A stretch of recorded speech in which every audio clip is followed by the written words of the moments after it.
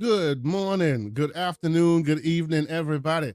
However you happen to be watching and or listening to this, I want to welcome you to the latest episode of the Gaming Circle podcast, the podcast that got music that still gets me bumping in the morning. I am your host, Mr. K. Asante, TKO Asante on all the places we communicate, and I am joined by the fuzzy cameraed one, Mr. Everborn Saga. I don't know what's going on with your camera, sir. You look a little bit. I'm still getting. Give me a second, man. I gotta turn the lights on and all that. He's a little fuzzy, man. Like I think he lost the weight and also lost the camera presence. What happened? What happened, sir? No. There he is. We got this.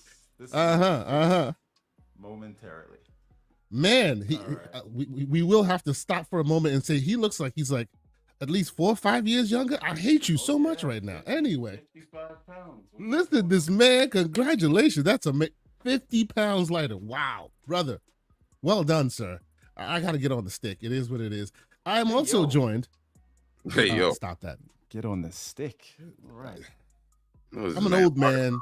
I'm an old man who completely does not understand the concept of innuendos. I am joined by the elusive man himself, the one who likes to sometimes join our podcast and give us very, very, very unpopular opinions, but we love him anyway.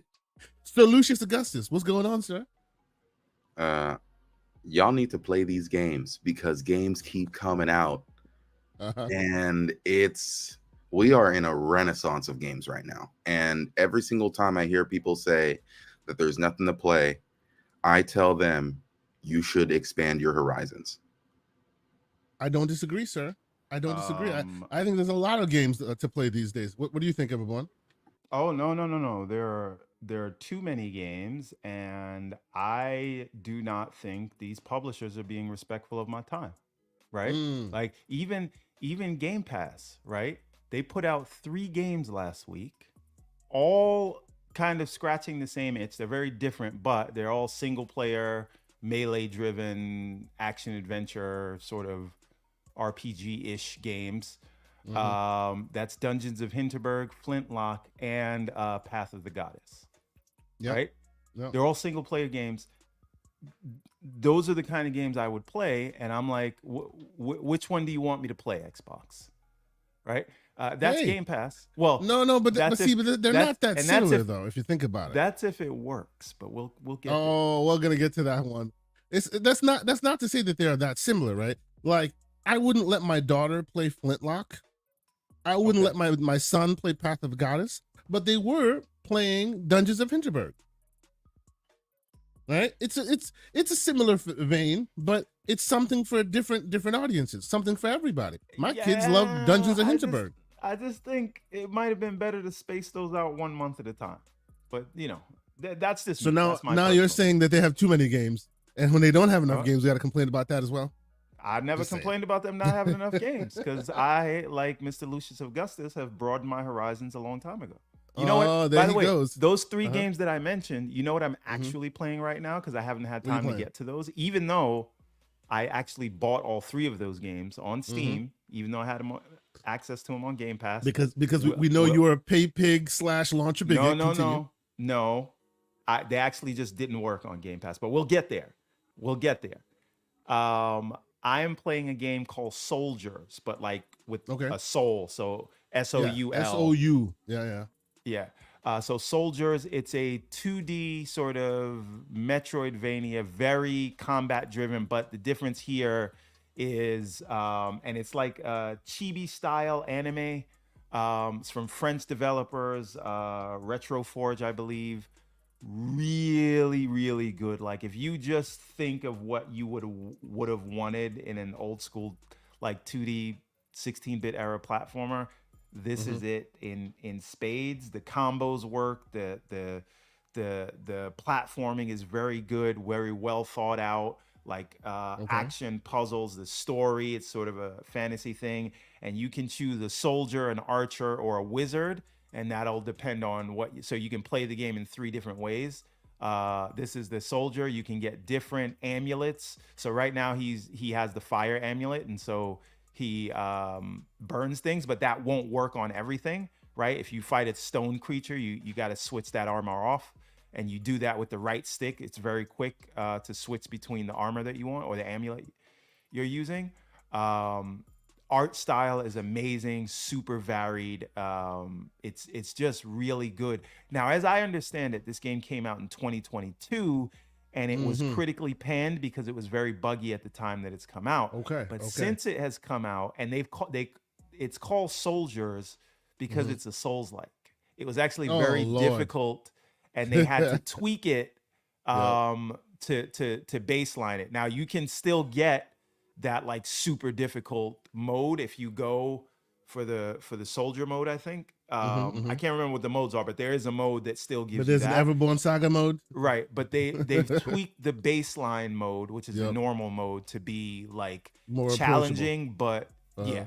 So right now the baseline mode is basically like what you would consider Ori in terms of difficulty scale. Okay. But and it's a Metroidvania. I see. Interesting. Okay. Yes, and the enemy AI is very interesting. The way they attack, like I really, and I have not played Archer. I'm only on this guy. This is a scout class, but that's the melee sword. So you like doing homework on this, aren't you? I foresee a game of this type in your future. Right. I like love this. I'm 9 hours into it and I just started it this week, which is amazing for me. Right. But I have not been able to put it down. So even though I was all last week gun-ho, I'm going to play Dungeons of Hinterberg or Flintlock, which I've been looking forward to for a long time, or Path of the Goddess. I tried this while I was downloading those and have not been able to put this down since. So this is the only thing I've been playing all week. I will say one more thing. Yeah. This game on Steam sale was $6, but now if you try to get it right now, it's back up to $20. It was 75% off or whatever. Damn, I want to try this now. 63% off. Yeah. But now if you try to, I'm sure you could get a CD key somewhere, but like on Steam, I bought it directly from Steam for $6, and that is a steal because I would absolutely pay $20 for this game. Like, so what you're saying is fantastic. What you're saying is you're playing this game so you can basically beat the whole game in one battery sitting. Is that the case? What do you want me to say? Because you know that's what the ROG Ally X is good at with this, we'll right? Get like to the ROG Ally, these kind of games. He just drowned because he doesn't have the water amulet yet. Once you get the water amulet, then you can swim in water. And I just got the double jump because I got a cape. So you get those features. Like it's really good, and like I would say I'm having as much fun with it that I had with Prince of Persia earlier this year. Okay, so I'm looking at a So how much did you say you got this game for? $5.99. It is right now on CD keys for 59 cents, ladies and gentlemen. 59 Go cents. put it in. Put 98% I want everybody to get this off. game. 98% off. 59 cents, ladies and gentlemen.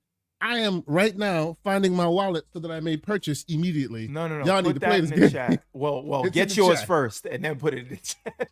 59 cents, ladies and gentlemen. That is ridiculous. That's insulting of the developer at this point. Come on now. I see MJ Dark in the chat. I know you guys were playing Gestalt. If you like Gestalt, you will love this. If you like Ori, you will love this. If you like what's the name of that? Prince of Persia, the new one. You will love this. Keep talking. I'm gonna go find my wallet. Excuse me. No.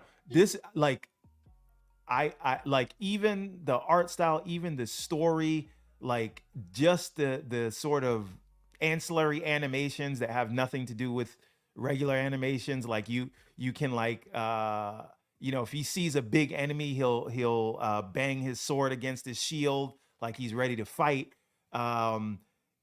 There are big sort of bounties on like major bosses that you can not like mid bosses, right? Like, so they'll be lurking somewhere in the world and you'll pick up a bounty and you got to go kill them and they'll be like really difficult. So all of it, all the stuff that you love in these like Souls-like games and these Metroidvanias, it's all here, and the combat works and the platform. Like a lot of times you can play Metroidvania and it's more about exploration, but the platforming itself is not, the main focus.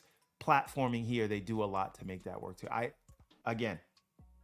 cannot speak highly enough of this. And if you're saying it's 59 cents, my God, it's 59 cents, bro. Everybody buy this game right now. for And 50, by the way, because I use CD keys a lot, I have these CD coins, and now it'll spend 15 of my CD coins, so the order becomes 39 cents. Holy shit! I'm sorry, I had to use mine. Listen, anyway, I see Umbra in there. I know he's a 2D platformer guy. Umbra, you need to get this game. It is gonna run amazing on your Steam Deck or your ROG Ally. And yes, it looks really good when it's blown up on the big screen too, because I'm doing the whole CEG thing for the TV. Like, it is fantastic, and the saves work very well. Okay. That's it. Xbox expansion pass says 58 cents was his max. Was his max? That's hilarious. No. But everybody in the chat, grab this game. You will not be disappointed. I'm no life in this thing till it's done. I don't know how long the game is, but like, this is the one. This is great.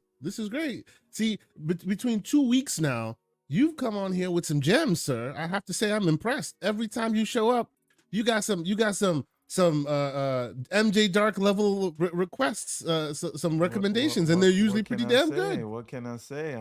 I stopped drinking the Coors Light, and I started having some of the you started throwing pinkies in the air and started drinking brewery stuff. It's good, man. I appreciate it. Lucius, I know you about that life. I know you still have your handheld that you get down with. What are you playing this week, sir? So what I was playing this week probably could not be played on my handheld in the way that I wanted it to be. Okay. So I jumped on my Xbox to be able to play it. Nobody Wants to Die. Speak on this. I've heard many people talk about it. I gotta pick this game up. This game is $25. Can we get it on screen, Kay, while he's talking about it? So I will find it. It's an incredible experience. And note that I said experience, right? It's not to say that I don't think that this is a game, but I do think that there are sticklers out there who would see a game like this and be like, this is not a game. And those people I say, relax. How much more or less of a game would you say it is than Hellblade 2? Hellblade 2 has combat. Right. This doesn't have combat. So it's less of a game than Hellblade 2. Maybe it's I don't see combat as the main thing that makes a game. The thing that makes a game for me is the interactivity of the world and like how I'm able as a player to be able to interact with the world. And Hellblade gave me that because like Hellblade was an emotional experience, and I presented myself from the very beginning to accept what the game was trying to give me. And so because of that, I interacted with the game in the way that the game wanted me to interact with it. So in the same way that Nobody Wants to Die, I walked in with it without having any expectations, and I was blown away. Outside of the fact that this is just a visual masterpiece, it really does kind of give you a more baseline feeling of being a detective inside of this more strange world. The story is incredible. It's fantastic. So Lucius, let me ask you a question. Just because this is on the screen, I'm getting Fallout vibes from this anime. I was about to ask the same question. Yes. This cartoon gives you Fallout vibes, but the entire thing is much closer to if you were to combine the sensibilities of a cyberpunk and the sensibilities of a what is that, BioShock, right? Okay. Because you are speaking bold words, sir. Okay, keep going. Are simultaneously retro and futuristic. So everybody's driving around in these cars that are reminiscent of like 1940s kind of design, but all these cars Batman fly. Animated series kind of thing. Yeah. So let me cut to the chase on this here. Wow, actually, graphically, it's also quite beautiful. It's a beautiful game. I would suggest anyone who has a very powerful rig, play it on the rig. Do not play it on handheld. Do not play it on anything else but the most powerful thing that you have, because this is a looker. Every single little experience that you have, it blew me away. And the interactivity of the world, because you have these different tools that let you see what has happened before and after time. It's very interesting. What's happening to the character is very interesting. And it has a couple different endings. I would say that it splits into two separate branches. And I won't tell you about the ending or about the story or any about that stuff. But I will tell you the way to get to the two different endings is based off of your mentality. If you walk in and let the game influence you to have the mentality that it wants you to have, you're going to get the bad ending. But if you walk in and you're just like, if you try to think just like yourself and don't think like the character, you'll get the good ending. Okay. That's interesting. This is interesting, bro. This is interesting. So it seems like, and please correct me if I'm mistaken here, it seems like it took a lot of lessons from what's that Rockstar game, the detective Rockstar game that also took a lot of had a lot of attention to it sometime. A VR version came out not too long ago, if you guys recall. I'll have to look it up. I'm blanking on the name, but I do know what you're talking LA about. Noir. Yes. LA Noir. LA Noir. Yeah. This yes, does exactly. this is noir as you can get. Like just everything when it comes to the feeling. Okay. These guys have. I'm trying to describe the game without saying anything about it because sure, please continue. It's a 6-hour game. Maybe 6 to 8 hours depending on how fast you go through it. And once I went through it the first time, I got the bad ending the first time. I wanted to get the good ending because I wanted to see what the difference was, and it was significant. It's pretty significant. See, when you say these things, I almost want to. You had me with 6 hours. Well, the first playthrough took me 6 hours. The second playthrough took me 3.5 hours. Oh wow! Okay, because this is a game you could play on a weekend. Yeah, because once I knew how all the puzzles worked, once I knew where the conversations were going to go, I could just kind of skip through everything. Real quick, I don't want to interrupt, but just to confirm that the code I put in the chat is legit. Souldiers paid for 59 cents. Well, it's kind of blurry right now, but yeah, there you go. Souldiers. So keep talking. Go ahead. Yeah, so like I would highly suggest anybody who enjoyed something like Hellblade 2 to check out Nobody Wants to Die. It's only $25. It is not a long game. We need more games like this. I don't like it where I like person, I assume. Yeah, it's a first person game. I really, really think that the only way that gaming's going to get better is if we allow for developers to create unique and different experiences, because that's how everyone. Because people have to remember developers inherently are creators. They're artists, right? And artists grow based off of the environment around them. So if you have a bunch of developers trying cool new stuff, that's going to lead to other developers seeing that stuff and the spark inside of their mind also, popping up. And I just think that it's very important that games like this exist. And for the price tag of $25, I think that it is definitely worth somebody's weekend.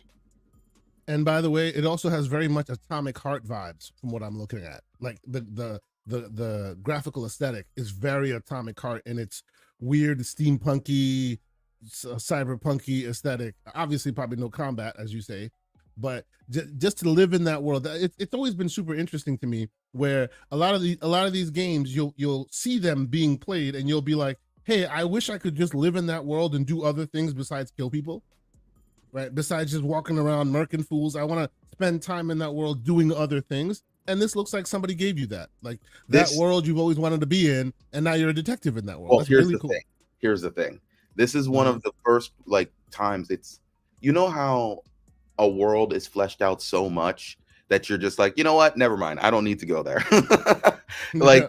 It's kind of like if you really know the world of Cyberpunk 2077, like if you know the lore, you do not want to live in that world. That is a world of chaos and pain and all of that. This is the same thing. This is a world filled with pain and like, so the basic premise is someone figures out immortality. And from figuring out immortality, you have to ask yourself, how would society react to immortality, especially when everyone has it? How would the power dynamics of that work, and who would have control? And they answer a lot of that stuff. The very basic premise is everyone has to sign up for these body subscription things as soon as you're born, essentially. And as soon as you hit the age of 21, you sign up for your main one, and you have to sign up for it. If you don't sign up for it, they'll find you. So you have to sign up for it, and then you have to pay for your own body because the government technically owns your body. So you have to pay for your own body via work, and if you run out of money, they take your body. And they put your mind, your consciousness, into the bank. It's basically Altered Carbon. I see you, J. Rose. It's Altered Carbon. If you haven't seen Altered Carbon, you need to watch that. It's exactly that. Yes. LA Noire. It's it's BioShock. It's so many different things all in one. Nobody wants to die. Okay, that's on the list. Nobody wants to die. You know, this reminds me of a Netflix movie that I saw. I cannot remember the name of it, but I will find it. It was like a scientist was able to scientifically prove that there was an afterlife. Okay. And everyone knew it, so everyone started committing suicide so that they could go to the afterlife. Shouldn't say that. They unalived themselves. But they unalived themselves. Yeah, that's because they knew that there was empirical proof that there was an afterlife. There was an afterlife. Okay. Interesting. Wow. All right. Very cool. Well, not the story, but still, this game. I mean, that is a cool premise. Yes, it is. Ooh, if I I love were that you can like freeze and analyze. That is amazing, bro. If I were to like just speak on that for a second, even if I knew that there was an afterlife, the whole point of life is to do the life thing. If I tried to skip to the afterlife part of it, that's like getting a 6-pack without putting in the work. That's the BBL Drizzy of I think another thing that they showed was that it wasn't the BBL like, Drizzy of enlightenment. That is the like statement of the day. A heaven or hell thing. So it's not like if you go there, you're gonna like burn in the way the books explain it. So it was like everybody was just like, why am I doing this? Anyway, it was super interesting. Also, very talky because it was like exploring the philosophical idea of it. So nothing really happens in the movie, but just talking about the potentials. Yeah.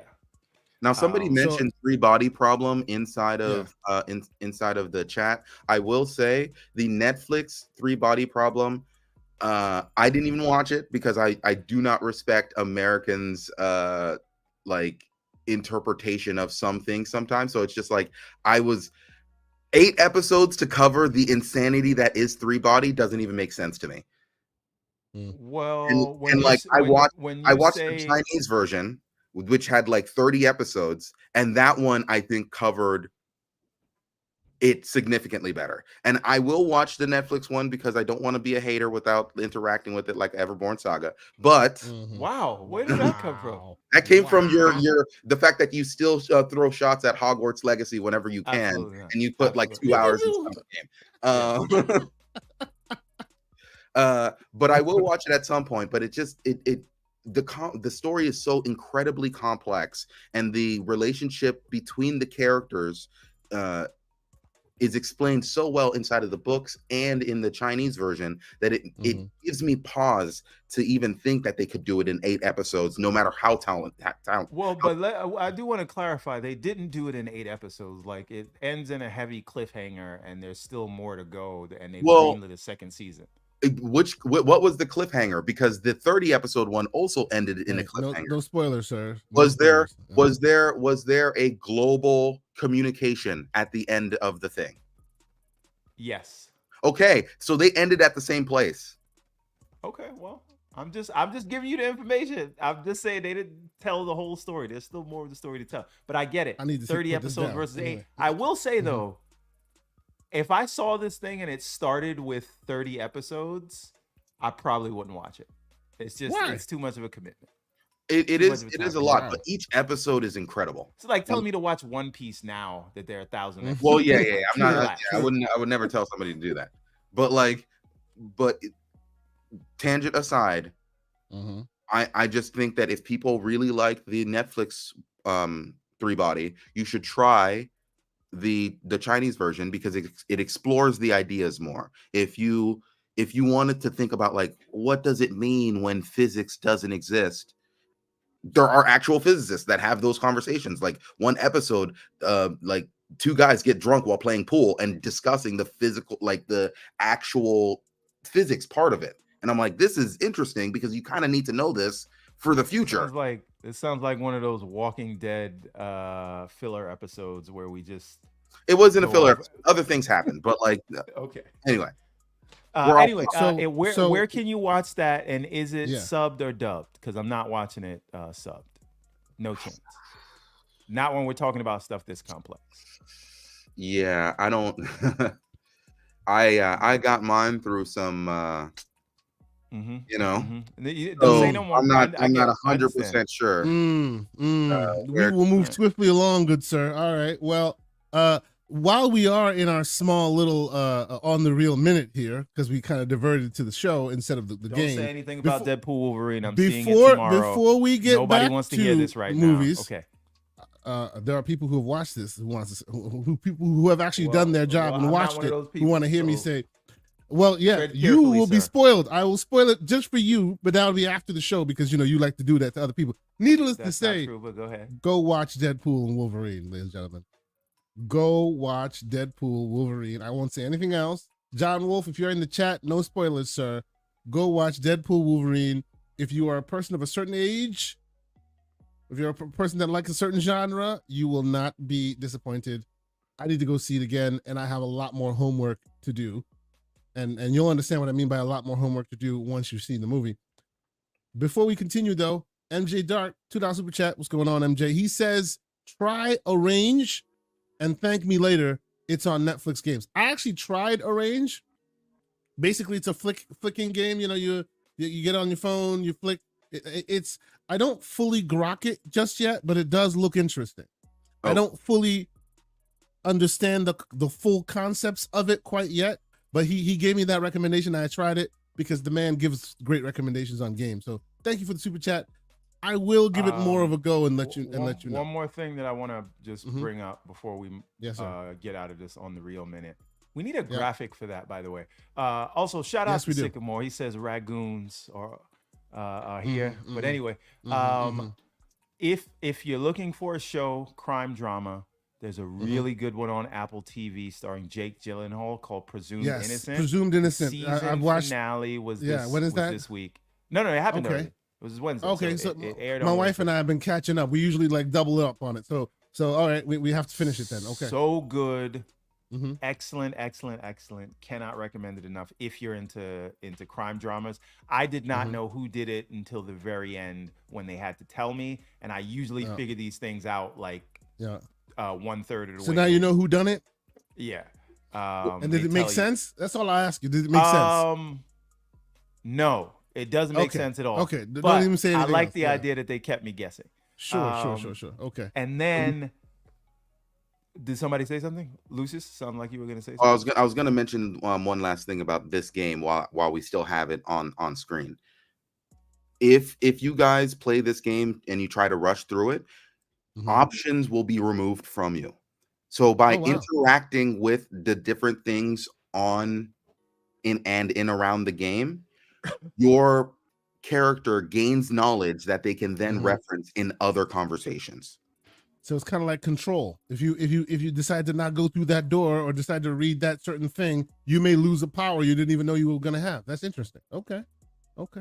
Wait a minute. Cool. Slow-mo, what does Everborn not pay attention to, sir? Anyway, the other thing I wanted to bring up, because I don't know that we talked about this last week, but The Boys ended. Yes. Yes. So I was not like the biggest fan of The Boys this season at the beginning. Okay. It started off rocky, but I really feel like they stuck the landing. I really feel I like agree. I felt like satisfied at the end of the season, like I usually do. Edge of my seat, what's gonna happen, who's gonna happen to what. So I really think they went a weird direction in the beginning, but I'm really happy with where it ended and the idea that it's gonna end next season and that they greenlit a prequel series with Jensen Ackles. And that Soldier Boy. I wonder if they call their lawyers on that one. And we know that Gen V is gonna come back as well. So you know, The Boys isn't, even though like the mainline series is gonna end in the next season, they're not done with The Boys, and we'll get more of it. And I just think they've done such a good job with it. And the spin-off Gen V was really good. So I haven't watched the Gen V spin-off yet. I did finish The Boys. Okay. You should watch it.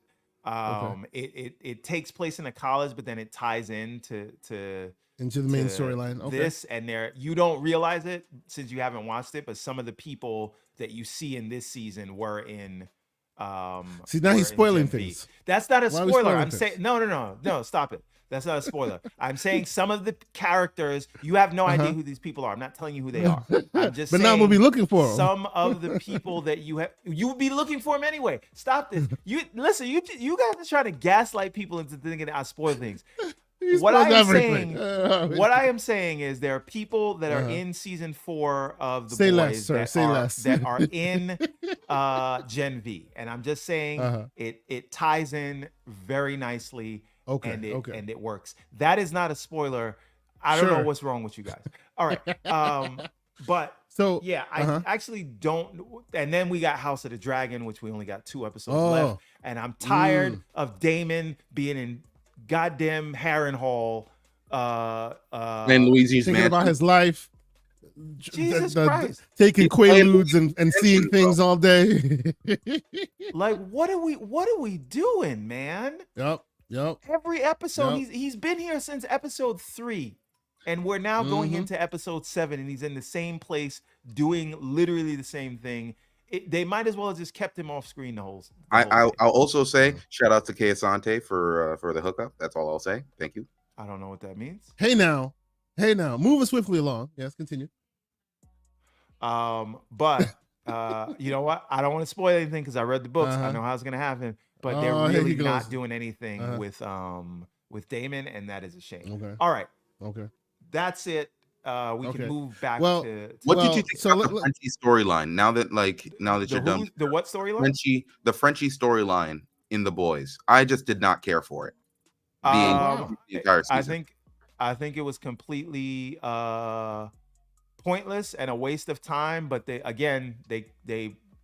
came back to where the character was at the beginning of the season. So I don't feel like there was any growth for that character. This was like a side quest that nobody liked. And then it was like, hey, you thought that this was the case with this character and that character. Actually, it is again.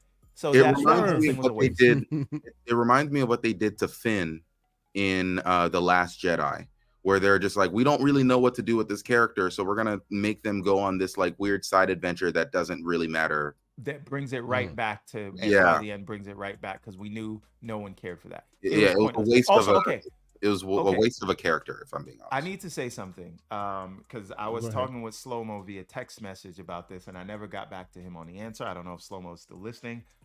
I do not think they did the Sage. I don't think they did that Sister character Sage? justice. Yes. Yeah, I don't agree. I don't think so either. Yeah. I don't think after the fact you can come in and say, well, I knew this and that the whole time. That doesn't really make you. That doesn't prove to me as the viewer that you were smart the whole time.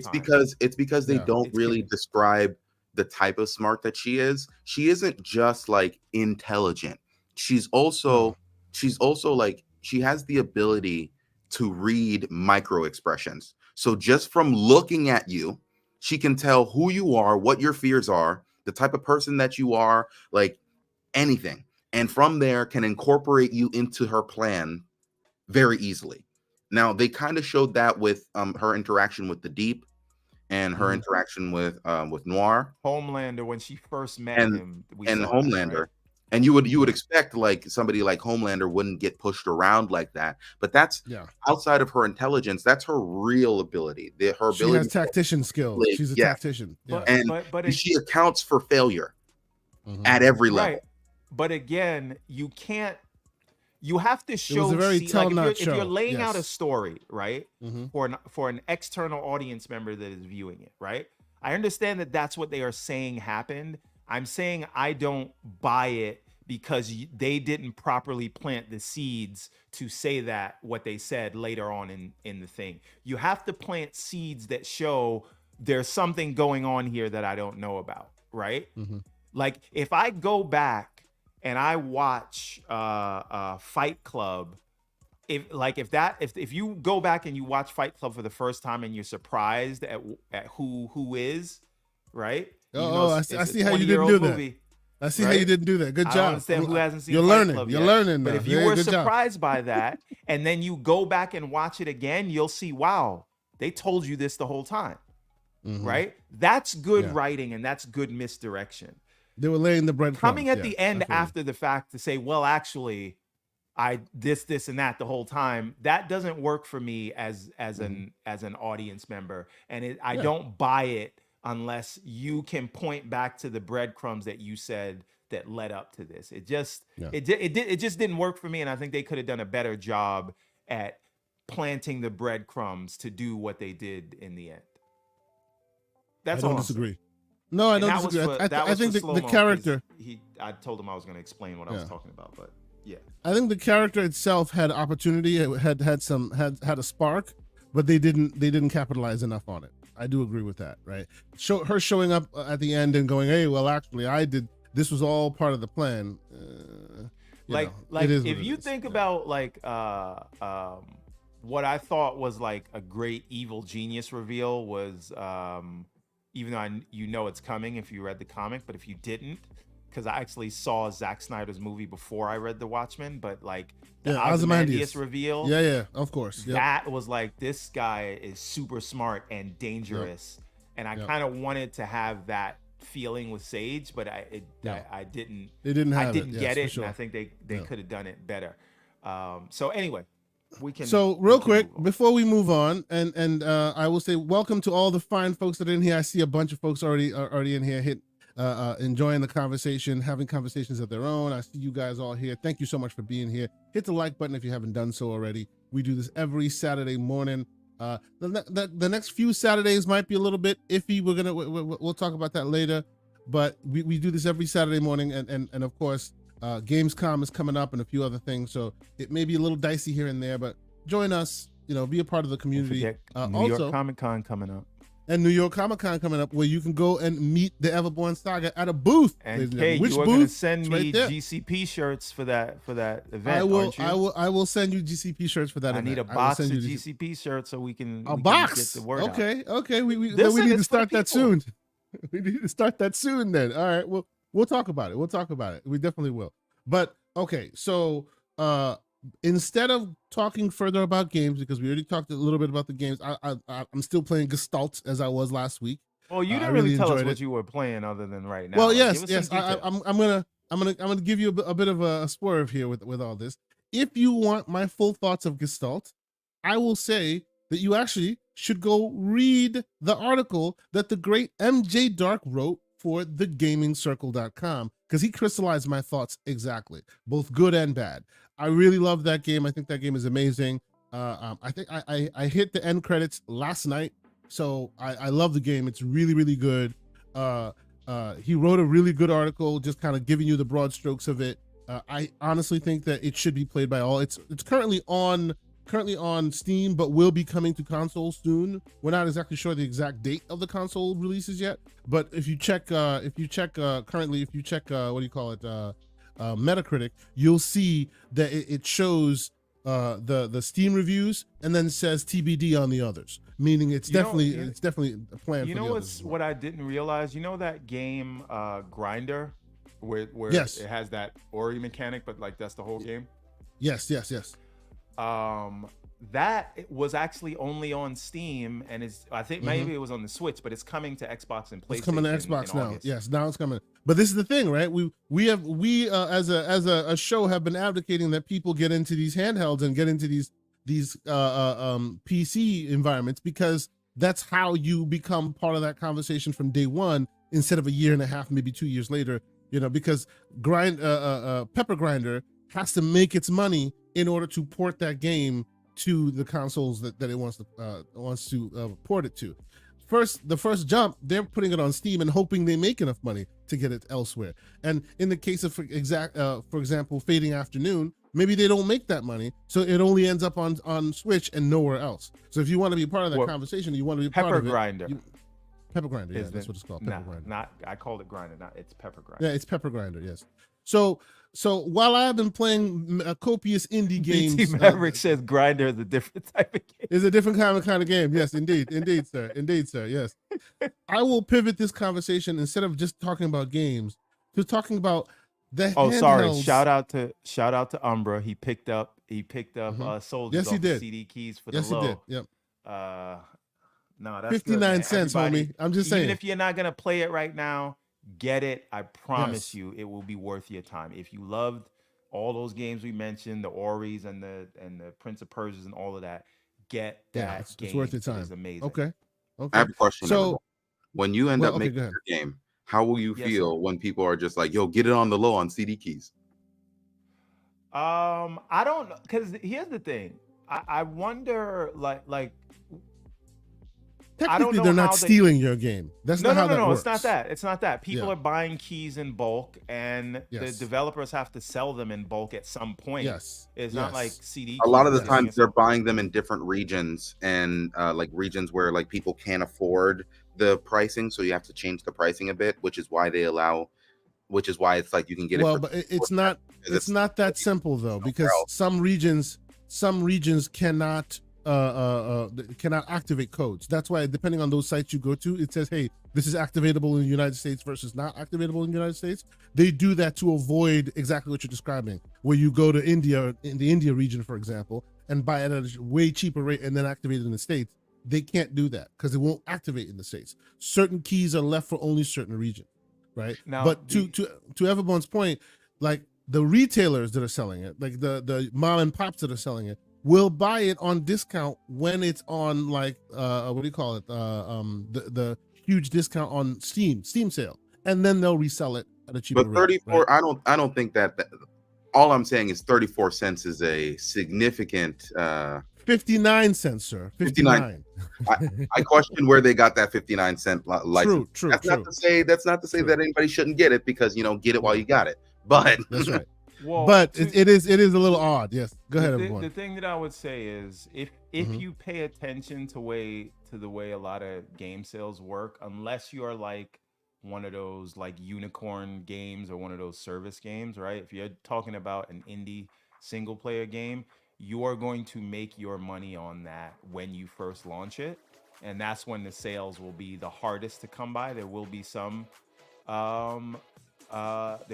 sales later down the line, but you're going to get them in the beginning, and the reason they become discounted later on is so that you can still have a revenue stream coming in. But I say this to say, if people are actually talking about something that I make to the point where they're recommending people buy it on sale, I think that that's a W. Because even now, we're talking about an indie game that was released in 2022. Yeah. And I never even heard about it until it was on Steam sale. So that Steam sale, I bet that's why, by the way. I bet that's why the price is so cheap, because they had the bulk codes for a while now, since 2022, and it hasn't moved units. So now they drop it to a very high discounted rate in order to move those units. I don't think that if the game was released in 2024 or even 2023, you were finding it at 94%. You know what I'm saying? Yeah, and what you just said, what that translates to the developer or the publisher is CD Keys and whoever else bought that at a higher price, and so the developer already got paid on that. That's right. That's right. And now the fact that CD Keys needs to unload this from their inventory, I know it's digital, but they still bought it, and there's a P&L for it. They need to get it off their books, and so they're selling it at the discount. But I'm sure CD Keys probably paid the developer or the publisher more than the 59 cents. They just couldn't sell it because, again, when the game launched, it was panned because it had a lot of bugs. But good on the developers for sticking with it and getting it to a place where it is now, because I don't see any of those issues that I read from the reviews I saw. Okay. It's like I'm glad that I got this perspective from you, because I've always heard, some developers may feel somewhat ambivalent about it. And as someone who uses those services, I wanted to see what you simultaneously use those services and are a developer. So I wanted to see that unique experience.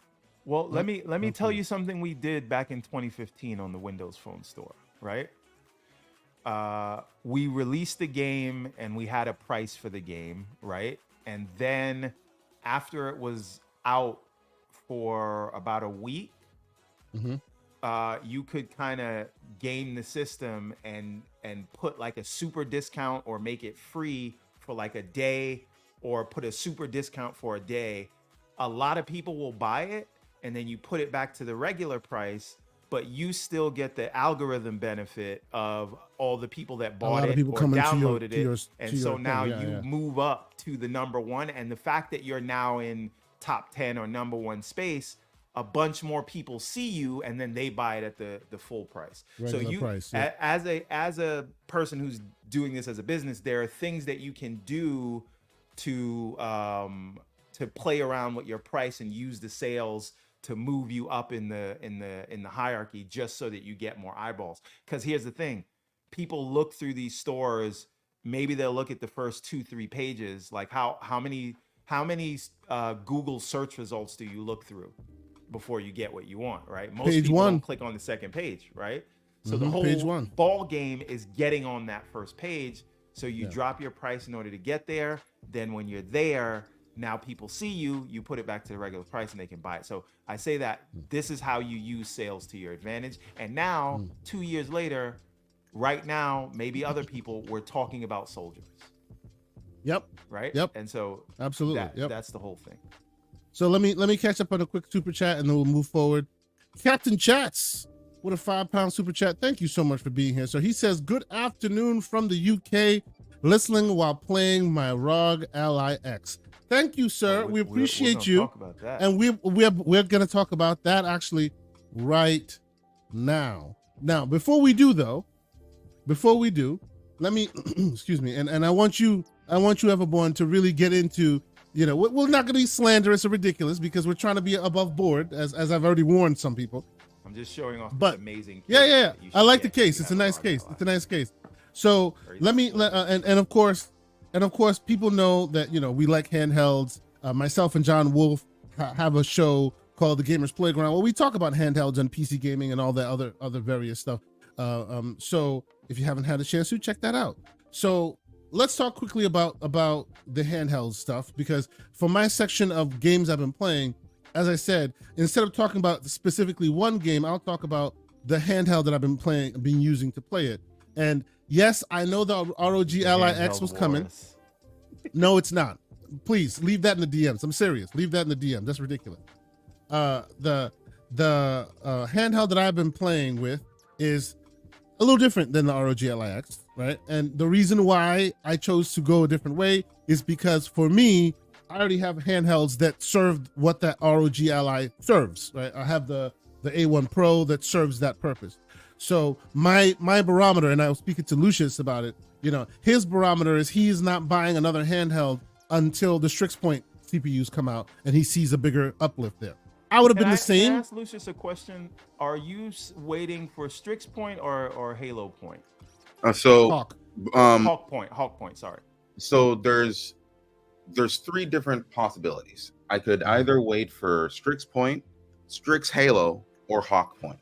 Yeah, that's what I was trying to get. Yeah. So Strix Point, I think, would be the best what's really good about Strix Point, from my understanding, is that and real quick, for those who don't understand what we're talking about here, these are basically the SoCs, the chips that are inside the handhelds. Right now, you have Phoenix Point, which is basically your 7840Us, your 8840Us, your Z1 Extremes, right? All the ones that are in the various handhelds right now. Just for everybody who's watching, just to make it more accessible, I think it's probably good to mention the devices as opposed to the thing number. So when you say Phoenix Point, we're talking about what's in the ROG Ally, what's in the Legion Go. The Phoenix Point, what's in the ROG Ally and the Legion Go is a cut down variant of the Phoenix Point processor. It's a variant of it, right? What's actually in what actually is a Phoenix Point system is probably my Z1. This is the Phoenix Point processor, exactly a Phoenix Point processor, which is this guy, right? You guys have seen me use this pretty frequently, right? Many handhelds that have 7840Us have this exact processor in it. That's why I got to a point where we were just like, you're just putting different bodies on the same on the same innards, right? They all have the same Phoenix Point processors, right? They all have the same basic configurations, right?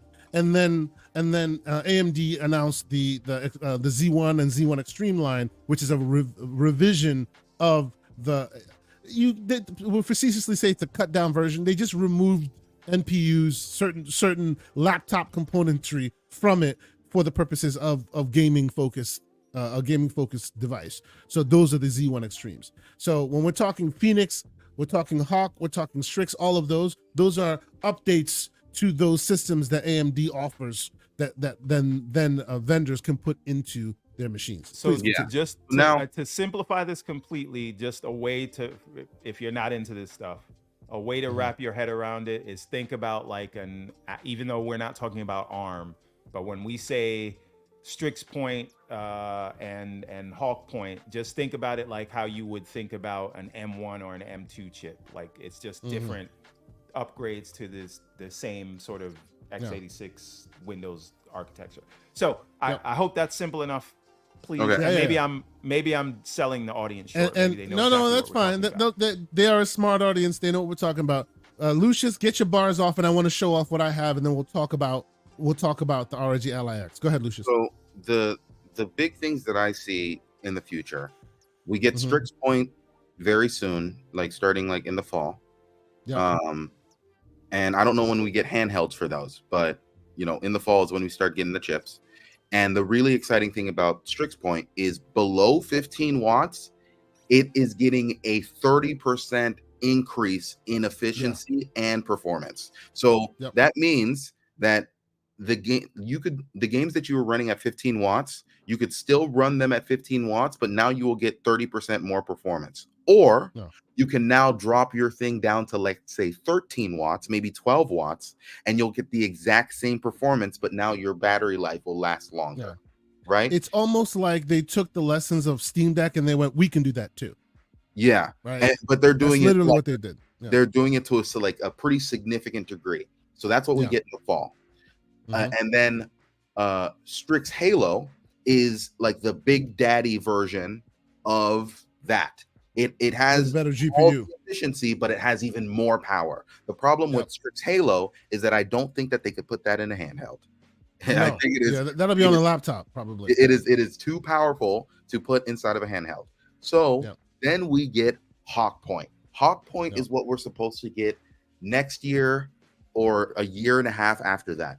And essentially what it is that it takes all the efficiencies that you got via Strix Point and all the strengths that you got via during Strix Halo, and it will combine all those two by putting them in a new package that's even more efficient. So we're talking about, hey, you still want to hit 15 watts? Cool. Now when a game that you were playing before on the 7840U that was getting 60 FPS at 15 watts. Let's just say you were able to hit that no matter whatever game that was. You are now going to be able to hit 100 FPS at 15 watts. Like that's what we're talking about. Slow-mo. No, I'm not. Sorry, slow? No, I'm not. Nope, not doing it. Nope. And I'm not doing it for Infinite Umbra either. Nope. Obviously, we're continuing.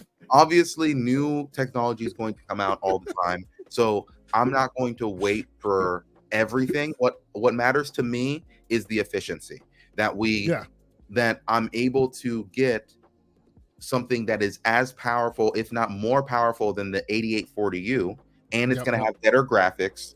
Yes, and it's going to be. That's what I care about. They're not putting the 780M in everything. They're moving actually to a newer GPU chipset. That's what I'm excited about. Please continue.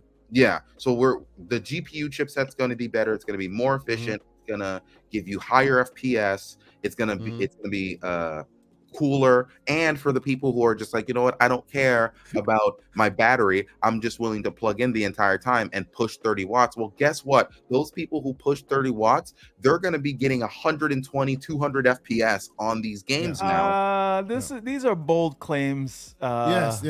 We will wait. We will wait. Like how we thought the ARM devices were going to. We will wait.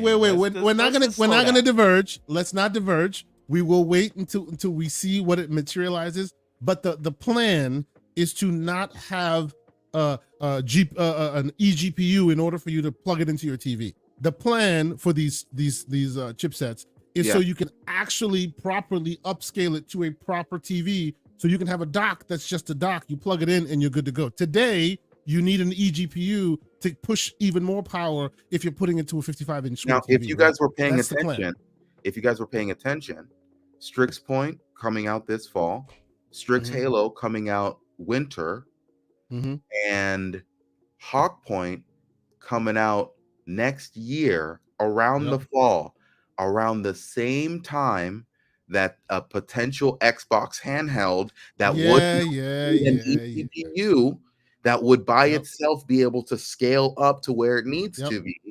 And obviously, these developers aren't going to give you the 200 FPS that you want. They're going to give you the higher fidelity. They're going to take advantage of that upscaling tech rather than giving you all the FPS. We know this. That's what they're going to do. Of course.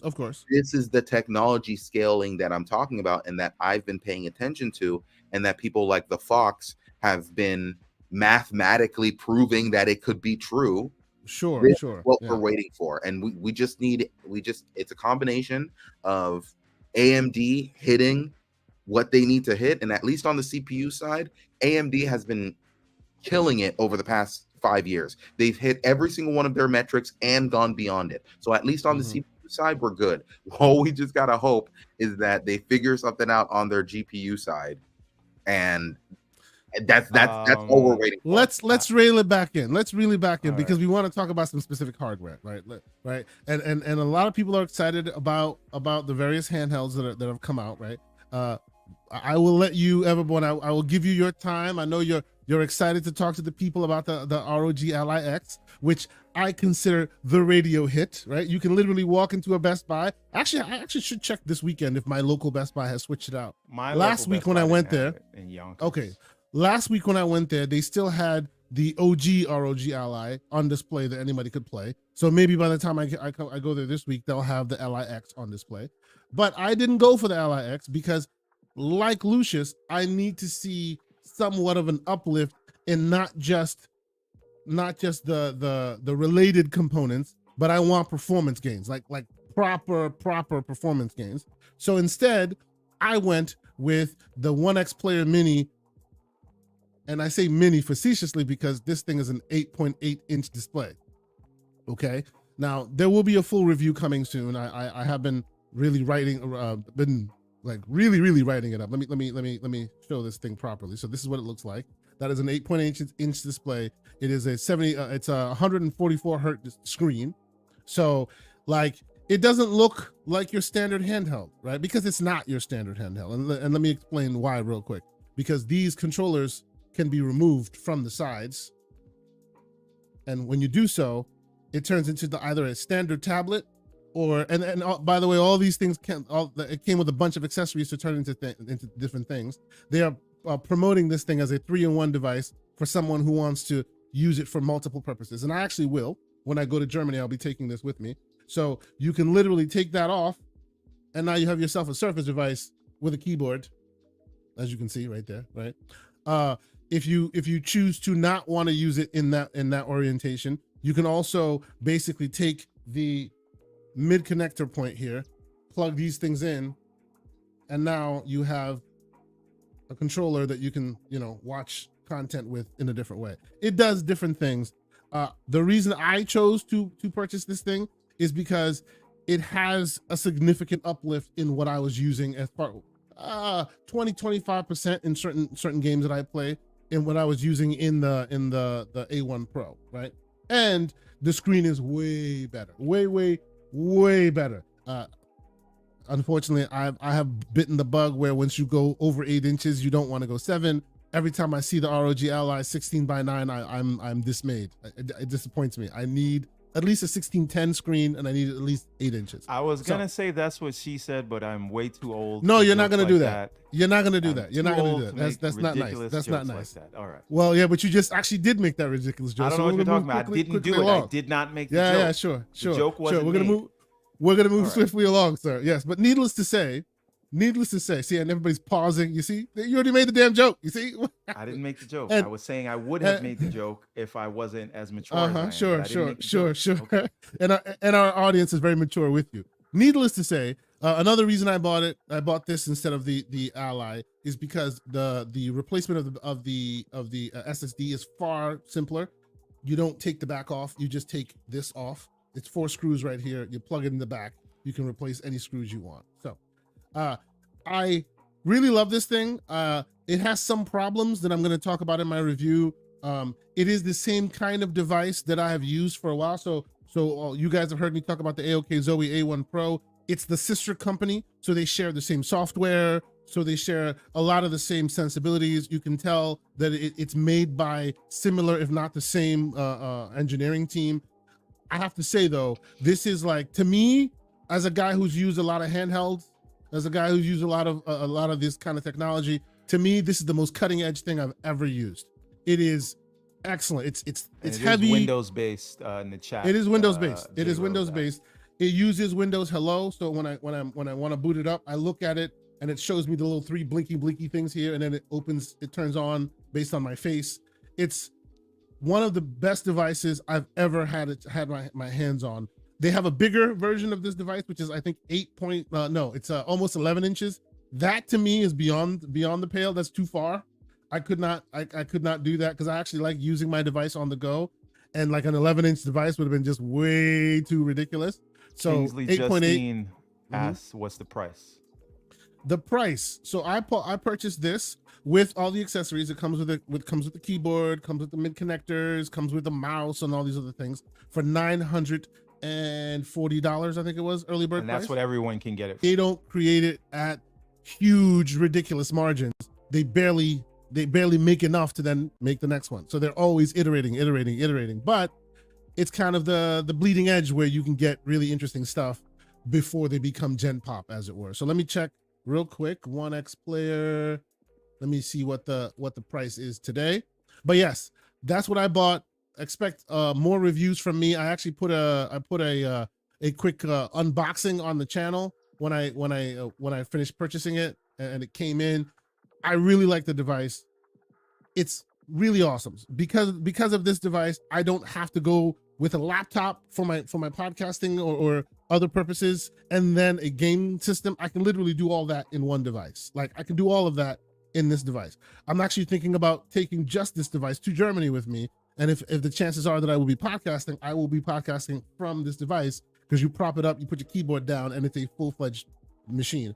I've run Adobe Premiere. I've run lots of other workloads, and it is an 8840U processor with NPUs. It is super, super fast. I really enjoy it. So that's what I purchased. You'll get more from me on that. Real quick. Oh, and Captain Chat is asking what battery is in it. The battery is a 65 milliwatt hour battery, same as the other batteries they've done. It's not as great. It's not as industry leading as the ROG Ally X, right? It's not, but 65 milliwatt hour battery. I've been able to put, like, depending on the games I'm playing, I've taken my A1 Pro, which is also a 65 milliwatt hour battery. Depending on the game I'm playing, I've been able to play a whole plane flight to the destination of 4 or 5 hours playing my game without having to worry about charging it up. So for me, anything above 60, 70, I'm good. 80 is great, sure, but anything from 60 for me is great. because it's got 32 gigs of RAM. It's got more processing power. Even now, and I know everyone's trying real hard not to be slanderous. I will say, even now, in like-for-like workloads, this thing beats the Ally's performance every time. There are many videos that show it every time. Sometimes by big margins, sometimes by small margins, but it beats the performance every time. I haven't seen one of those videos, but I'm going to take your word. But you're not looking for it. You're not looking for it, so that's fine. It's one of those if you want, I can show you one. When you're looking for something, you're absolutely going to find it where you want to find it. But anyway, we're not doing that today. I'm saying is, you said keep it in the DMs. I'm keeping it in the DMs. I'll be respectful. Sure. No. That little slanderous thing right there. This is not me. I'm not this gonna is not slide, me being. But this is not me being slanderous. This is me saying the reason I chose this instead of a Z1 chip is because even after and let's give them the flowers. Even after ASUS honed the CPU and actually got more out of the Z1 than the original one, because they did, and that's great. Even the revised. Oh yes, of course. Even the revised one, this one still outdoes it from a frame. Hold on, from an FPS perspective. So, and I have to always look at it because otherwise it'll lock me out. And of course it did because I'm on riveting TV. Here we go. So this is what it looks like. Well, let me turn off my freaking. I have this algorithmic thing that always like gets in my way. Here we go. So that's what it looks like. Unfortunately, there's a lot of glare on it. But yes, what you're looking at right now, it also has its own like screen that the kind of like the Armory Crate where it has its own what do you call it? Library aggregator. Yeah, it's a library aggregator. In the background, you have Steam, you have Epic, I have all those stores, all that. You can modify any of the buttons. This one actually, another reason I went for this instead of the Ally. This one actually lets you do a slider for your VRAM. I can go up to 16 gigs of VRAM at a moment's notice. I can flip it up, flip it down. It doesn't do the what do you call them? The profiles where you got the silent, medium, and hot. This one literally lets you go from 4 TDP all the way to 30 and anything in between. You can slide it at a moment's notice. It has auto TDP. You can say, I want 60 frames, and it will just keep fluctuating the TDP to continuously hit you at 60 frames. So there's that. There's a lot of pluses here, but the reason why I would still to this very day recommend that people go and get themselves an Ally is because you can walk into a store and pick it up there, right? You can walk into the store, you can get an extra Best Buy warranty, make sure that anytime anything goes wrong, oh, my buttons are sticky, you can just walk into a store and pick it up. These, if you don't hit the silicon lottery, and that's what I call it, the silicon lottery, if you don't get it right and you get a device that's hampered, now you have to deal with folks in Asian countries and send it back, and it takes a month, and you deal with those things once you deal with these. But as I'm a guy who likes to be on the cutting edge, I like my Windows Hello on there. I like it being able to do all these different things. So I always tend to live in those waters. I'm the guy who used to import my smartphones from China way before smartphones were smartphones, right? Like that's me. So this is the new frontier in that. So that's why I opt for these. To answer the question, Sycamore, yes, the controllers on the side can be removed. Yes, the controllers on the side can easily be removed. It's a button and you remove it. And then actually and that's the last part of this that I will talk about. One of the big reasons why I actually really enjoyed that, my initial thought about the Legion Go, I did not like the removable controllers on the side. I thought it was a gimmick, because then you're holding it in your hands and they're not two separate controllers. They're like a split device. But what I ended up liking with this is I use, I think you guys have seen that. I use like XR glasses when I travel. Put the glasses on, you have a big screen on. I can literally place this on my seat or something like that, have my controller in my hand, and my screen is in front of me, and I'm just like gaming without having to hold the device, right? It can just be sitting there, glasses on my face, controller in my hand, and I'm enjoying my gaming experience. So I really like the availability that it affords me. So yes, you'll get a proper review from me soon enough. I'm not quite ready to give you my full thoughts on it. It's not perfect. There are certain aspects to it that I wish were better. Like as a quick example, my A1 Pro basically has exactly the same specs, almost, with a lesser processor, same button placements and everything. But because they removed the buttons on the controllers on the side, they had to move buttons elsewhere. So like the command center used to be on the controller, and now the command center is on top. And I use that command center always to dial in my settings and everything else. I end up having to reach on top versus just hitting a button on the side. It was a little bit of it's unfortunate because it's a little annoying. I wish they had left it on the actual controller, but it's not like the worst thing in the world. It's still pretty cool. I'm really enjoying. Emulation is insane, like insane. I need to. The ninjas are gonna come after me, but I will show footage when I'm doing my review of emulation on this thing.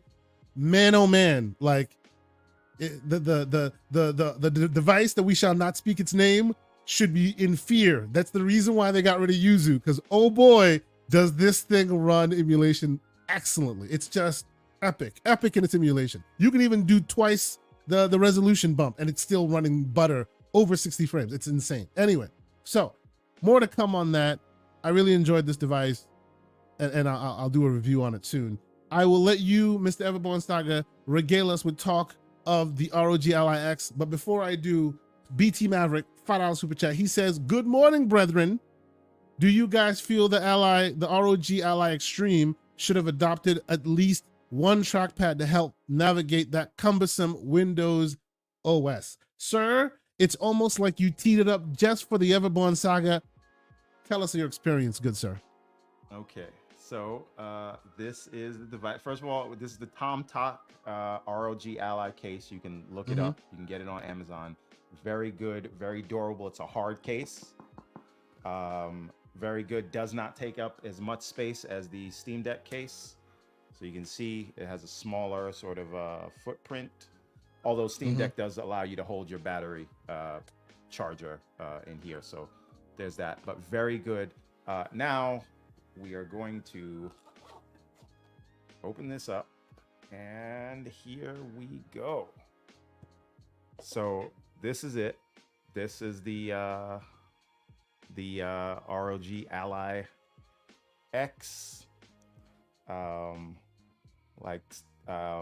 Sycamore said in the chat, we're doing Windows Hello. You want to lift it up a little. So yeah, there you go, right there. We'll flip it up. There you go. Yeah, right there. Now it's focused on the actual device. Yeah, you're good. So we're turning on, and we're in there. Notice I'm going straight into big picture mode. But ergonomics, like I cannot stress this enough. This is what I imagined the Ally to be, the original one, when I first ordered it, right? I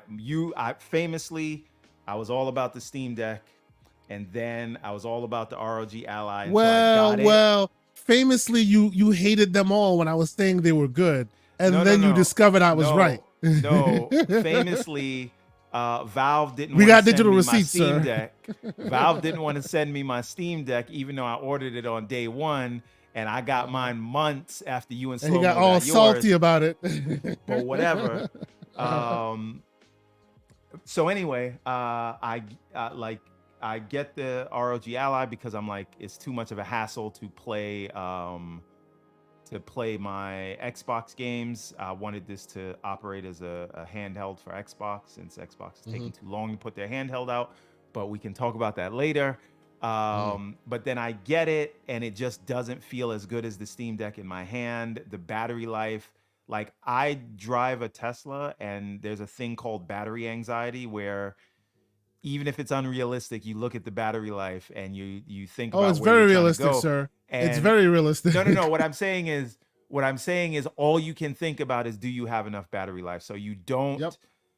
You don't. I was playing it and I couldn't enjoy the games, even though I was next to a charger. I'm like this. I'm looking at the battery drain right in my face, right? And so between the Windows nastiness and Armory Windows Crate, nastiness. Everybody knows what I'm talking about. You all know what I mean. And then just the way it felt in the hand, I ended up going back to the Steam Deck, especially when the OLED came out.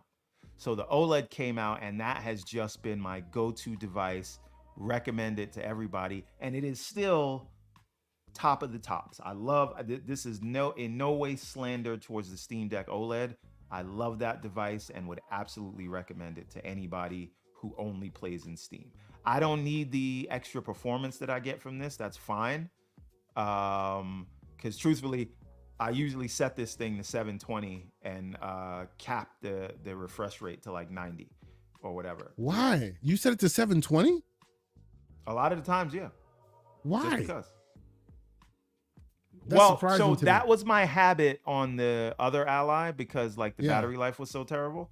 Sure. So it's just kind of a force of habit now. I'm just saying I'm not. Well, the reason why I'm saying this is because usually like my device that has way higher resolutions, I will set it to 1080p in order to like get some resource wiggle room. Yours is native 1080p. Why would you set it lower? No, I get it, but then you're using more, and then like you can get better performance and things like that. And at a somebody in the 7-inch chat, screen, at a 7-inch screen, 720p is at a fine. 7-inch. Yeah. Okay. Yeah. Okay. So again, I'm not. I'm only saying that to say I'm not. I don't look at handhelds like I need to get the best of the best performance. If I can play this same AAA games that I'm playing and go back and forth between what's on my TV, I'm happy. I'm not really looking at it for that. But it was the battery and the ergonomics. And I know you can get this if you already have an OG Ally, but Armory Crate, they did make an update that made it more usable to launch things outside of Steam. And so to me, they upgraded all the issues that I had. Now, if you had an issue with the chipset they were using, they kept that the same, but I didn't have an issue with the chipset. I had an issue with the ergonomics and the battery. And this literally just feels more premium in the hand to use. I also didn't like some people like the white that is in the OG Ally. I hated that. It hated gets that. dirt on it. It gets yellow. Right. It's weird. Yeah. I prefer this. This, even though it's like the same markings and everything, it just feels more premium. You have the textured grips on the back. Like this feels good, and it's quieter. And now when we actually talk about the battery life, right? Like and again, this isn't just me saying this, right?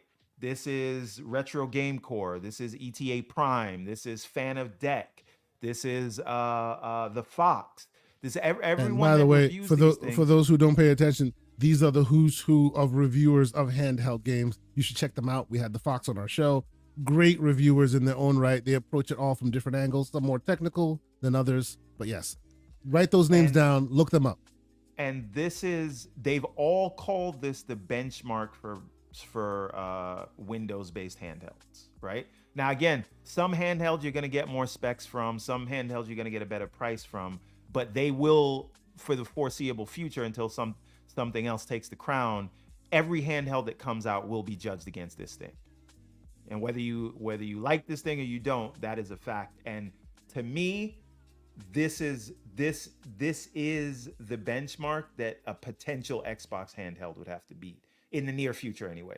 There may be a new thing that comes out, Ally 2, Steam Deck 2, some other random Windows handheld. I'm not going to be slanderous, but maybe that'll change what the benchmark is. But for right now, if they're coming out but next you know year, what though? You know what I will actually disagree with you and say that this is the benchmark, because it doesn't matter what the handhelds are. Like I will contend that this has a lot of those features, with the exception of the battery. It beats it in almost every other way, but you can't walk into a store and just play with it and pick one up. You can't have that thought that, hey, if anything happens, I could just walk into a Best Buy and replace it with my Total Tech warranty. The idea that the Ally X is the reference design by which others will adhere to is not just its technical capabilities, it's the fact that it's well-rounded for the average consumer. So unless some other hardware vendor finds themselves at Best Buy to compete at that level, there is no other device that is the radio hit. And now you also talked about like, being this like good for average user, especially if you're first getting into these things. I think like, again, this is the one because of the Best Buy thing, but also just the form factor. Your form factor fits what your use case is. You have several use cases for that tablety, surfacey, switchy thing. And I'm not saying that slanderously. I'm just saying it does those things because you need a handheld to do those things. This is a form factor that everyone this solves can multiple problems look that I at have and understand. I get it. And I know Asus has had like RMA issues or whatever else issues. They've been shady with their RMAs, man. I'm still waiting to see that part. I'm still waiting to see. We shall see. But to me, I cannot point to another hardware manufacturer that has released a product and then has had these issues that like this sort of feedback and has in such a short period of time addressed so many of the feedback issues that they've gotten, right? Valve. Ergonomics. Well, sure. Well done, sir. Absolutely. But I didn't but have again, to say it. if we're, Good job. then they're in good company, right? Another thing that all of these other handheld reviewers, again, the Fox and everybody else, that they've all said is this is the one where they finally feel like the Steam Deck has a true competitor. It is this device. So I've been playing one game all week, so I haven't put it through its paces with the bigger games. What game was that again? Souldiers, which you can get right now, CD keys for 59 cents. See, I got now let's be clear. Souldiers will probably run for a week on that battery. No, but this is my point. I played for 45 minutes. I didn't even go down to silent mode, which is what you should be playing that game on. I was on performance mode, which is the 17 watt mode. And I played for 45 minutes and the battery only dropped 3%. So you can extrapolate however long that will take you. And so my point is having a device that feels premium in the hand that will run any AAA game. I'm not saying it'll run it great, but like there are certain AAA games that just because we didn't even talk about the extra memory, but like there are certain things that the Steam Deck cannot do, whether it's a compatibility thing or the memory ceiling tends to be the problem. Right. Yeah, right. VRAM. So this will play those things on top of being able to play the stuff that the Steam Deck can't play for compatibility reasons. So this will play anything you throw at it. You're gonna have to you're gonna have to do some tweaking and twerking, as Lucius would say. But it will play any game you throw at it. And that idea that you can play on your PC or on your TV, come right here and pick it up. This is it. This is the dream. And I run this where I have big picture mode going, running at startup. And I only jump into Armory. And by the way, I set the button in the back, this button here, that operates as the Xbox button, right? So when I am in big picture mode and playing a Steam game, I press this and it focuses Steam. And I can play with controller settings or exit the game right from there, bringing up that side menu. And so, as a matter of fact, I'll just show you guys that. So right now, you know, we can't see it, right? Like I press the button. A little higher. There you go. No, a little lower. A little lower. There you go. There you go. Right there. So this is what I mean. You get those options, and it really operates in the same way that the deck does. And so, but with a higher level of compatibility, I cannot speak highly enough of this thing. It is the Steam Deck I wanted. Sorry, not the Steam Deck. The ROG Ally that I wanted in the beginning. I wish this was the first one. And my old Ally did get a home. I gave it to my 14-year-old who was previously on my Steam Deck LCD, but she plays games like Roblox and Genshin and wants to do mods in The Sims, which I probably got to keep my eye on because yes, you do. Yes, you do. So I'm going to be doing random checks on The Sims. But my point is, she wanted a Windows device, and so she has it, and she always plays docked. And so she was ecstatic to get the OG Ally. And the reason I'm saying this is, if you have an OG Ally, as much as I'm saying this is amazing and I love it, I don't know if I can tell you you need to spend another $800 if you have an OG Ally. If you don't, this is absolutely worth every penny and even more. And on that, than you the and I agree. $800. You and I agree. But Yes, but absolutely. if you're Umbra, if you are King David and you got the OG Ally and you're fine with it, if you're Black Viking and you're fine with it, I can't in good conscience tell you go spend another $800. Personally, I am a lunatic. Well, Right? you're not a lunatic. You are Everborn Frivolous Purchase Saga. The name is well earned. If you are someone who has the OG Ally and you want the benefits of being able to play at higher TDP and all that, plug in a battery bank. It's cheaper. You'll probably get a battery bank that'll cost you less than the extra 100 you'd be paying for the Ally X, and then turn that TDP to 30, and you have exactly the same benefit. Right? It's not a fantastic solution, but it will get you what you need, and you can still game the way you want to. The other thing that I would add is, people got the OG Ally Extreme when it went on sale, right? So if you already have an Ally, don't spend $800 right now. No, yeah. Get a sale when it comes down, or just wait for the Ally 2. You don't have to do this, but if you do not have one of these handhelds, or if you have a Steam Deck and you want the extra compatibility, absolutely this is worth it. Like 100%. This is the one to what do you think of this? If you're just getting into this. What do you think of this, Everborn? I have been advocating for people, and these are people who do not like Slow-Mo is not a handheld gamer. He does not like handheld games, right? But he also is a PC connoisseur. That's a different situation.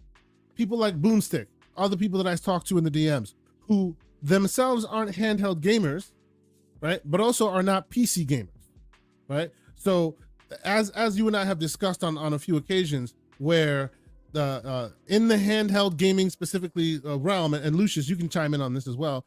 In the handheld PC gaming realm, different people come to it with different requirements, right? So in other words, some people have to have faster frame rates. Others have to have higher resolution and performance, right? Others have to just be able to play those games they would not be able to play if they had to wait until it comes to console, right? Like if you want to play No Rest for the Wicked right now, you're waiting until next year unless you have one of these handhelds. So I've been advocating, if you are the latter, meaning you're not necessarily too beholden to it's got to be the best frame rates possible, or it's got to be the highest resolution possible. You just want to be able to play some of those games that won't come to your console. I advocate buy the last gen Ally right now. Plug it into a dock, turn it to 30 watt. Actually, you can turn it to 40 watt when you plug it into a 100 watt charger. And now you got something that literally will sit alongside your console, and you can play all those Steam games you wouldn't otherwise be having access to. So what I would say, this is what I recommend to people. If you are Mr. Boomstick, if you are someone who is coming from console, I think going directly to Windows is going to be a little bit too jarring, and that you should go for the Steam Deck. Well, but so the reason why I specifically bring up Boom is because he has an OG Ally. He's actually sent me his Ally. It's on his way to me right now. I'm going to clean it up for him and send it back to him. But the fact that he has to do that, not everyone has a Kay Asante that they could mail an Ally to. Absolutely. I'm just saying, absolutely. If we're talking about most people, okay, let's put it this way. The Steam Deck is the iPhone of these handhelds. It's not the best performing, right? But it's good enough for most people, and it's easy enough. So when you're, wait a minute, let me say this. Go ahead. Let me say this. When I say iPhone, what I mean is it's easy enough to use. Now, Steam Deck is better than Apple because they actually let you still be a power user. But with a phone, if my mom comes to me and says, "What phones do I get?" I'm telling her to get an iPhone because I don't want to be tech support for her on every little thing. And the iPhone usually just works and is simple enough for people to understand. Android, you recommend that to people who aren't savvy with stuff, and you're going to get a lot more questions. And I think the same thing is true for these days. Not so much. They're all basically the same. But okay, continue. Fantastic. But what I'm saying is, Windows, there is a learning curve if you're coming from console only. Sure. And so if you're coming from console only and you want to play, as you said, Steam games, I think the Steam Deck is the way to go. So the reason why I don't disagree with you, because I still have my deck and I still love having a deck, and I will always have the deck. And when they release a Steam Deck 2, I will most likely purchase that. The reason why I will push back a little bit on you there is a reason to get an Ally instead of a deck, right? And it's beyond the Windows compatibility and all of that. Yes, Steam can do really interesting things, and Steam is very powerful. Steam Deck, that is. But there are certain ceilings that you can't traverse.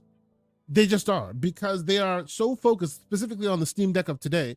And I'm not even talking about the OLED. I'm talking about the standard Steam Deck, the standard LCD deck, that you can't play in those waters, because over 17 watt TDP, you're done. You just can't, right? They do magic with that hardware, no doubt. But there are certain thresholds that it cannot reach, right? And your solution is actually the reason why I push back, because the OG Ally, you set that thing, you connect it to a 100 watt charger, set it to 40 watt TDP, make it auto boot Steam Big Picture mode, and it's exactly the same thing as a Steam Deck. Only difference is you can now play those higher watt TDP games that you couldn't on the Steam Deck. It's the best of both worlds if you happen to have that specific use case. Don't take it off the dock though, because you're going to watch a battery drain in 2 seconds, right? All that is true. That blue number says, what's the verdict on the Ally X? Absolutely recommend if you don't already have an Ally. Yeah. I love it. It's premium. I'm gonna be honest with you. This is what I wanted an Xbox handheld to be. Now, could it be more? Could it have a better chipset in it? Sure. But like in terms of feel, in terms of operation, now do I want a better user experience from Xbox? We can come to that, and that answer let's is yes. talk about that. But in terms of hardware, this is what I wanted an Xbox handheld to be, and I absolutely recommend it. Let me give you the preamble, and then I'll let you go off on this side as well. So we both agree, by and large, that the new deck is better. The new Ally is better than the old Ally. They delivered, and they deserve praise for taking the feedback to heart. My only caveat from me when it comes to this is, when you go buy it at Best Buy, get Total Tech. Don't just assume that, oh yeah, this thing has a warranty. Get Total Tech. Yes, it'll cost you a little bit more, but trust me, you don't want to get behind the 8 ball in case anything happens. Get Total Tech, Best Buy Total Tech, which you can just walk into the store at any moment within a year or 2 years, or how long your Total Tech subscription lasts. And you can basically have it replaced, buttons, this and that. I even had my original Ally replaced because of Total Tech, because the buttons were sticking. You can totally do that. I would advocate you, please. I actually got an espresso machine I got to take back for Total Tech. Here's a pro tip. There you go. Okay. Don't add Total Tech to each purchase you get. That gets crazy. No, you can get a yearly subscription. It's like $200 a year. Yeah. And anything you buy will automatically get the Total Tech protection. Yep. So I got an espresso machine that I bought in 2022 that is giving me trouble right now. I'm taking it into them today to go get a whole new $500 espresso machine. No money out of my pocket, because it had Total Tech. Total Tech, that's right. Now, they're not the only ones available. I have Total Tech because I had it on one of the old purchases I had, and it's still there. But I also use Asurion Home Plus. That's like, what, $20 a month? It seems like a little steep, but as a guy who has a lot of tech devices, like whether I have a warranty or a receipt for it or not, I can literally just like let them know something's going on. They will take it. They'll take a service fee, and then they will replace it or buy me a new or repair it for me. It doesn't matter what device, whether I know where I bought it from or I didn't. It doesn't have to come from Best Buy. It can come from anywhere. So like my AOK Zoe A1 Pro, if it starts acting up, I don't have to deal with the vendor or the manufacturer at all. I call them Asurion.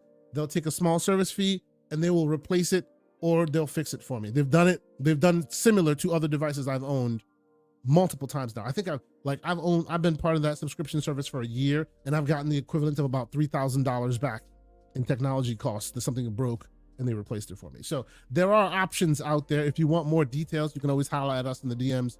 We can help you with that. That's how I am able to go and buy cutting edge tech without worrying about, oh my God, what happens if it's broken or something? You can't walk into a Best Buy because I have this other warranty thing that I use to be able to offset that. But let's divert a little bit, because I want you to talk to me about your Windows experience as well.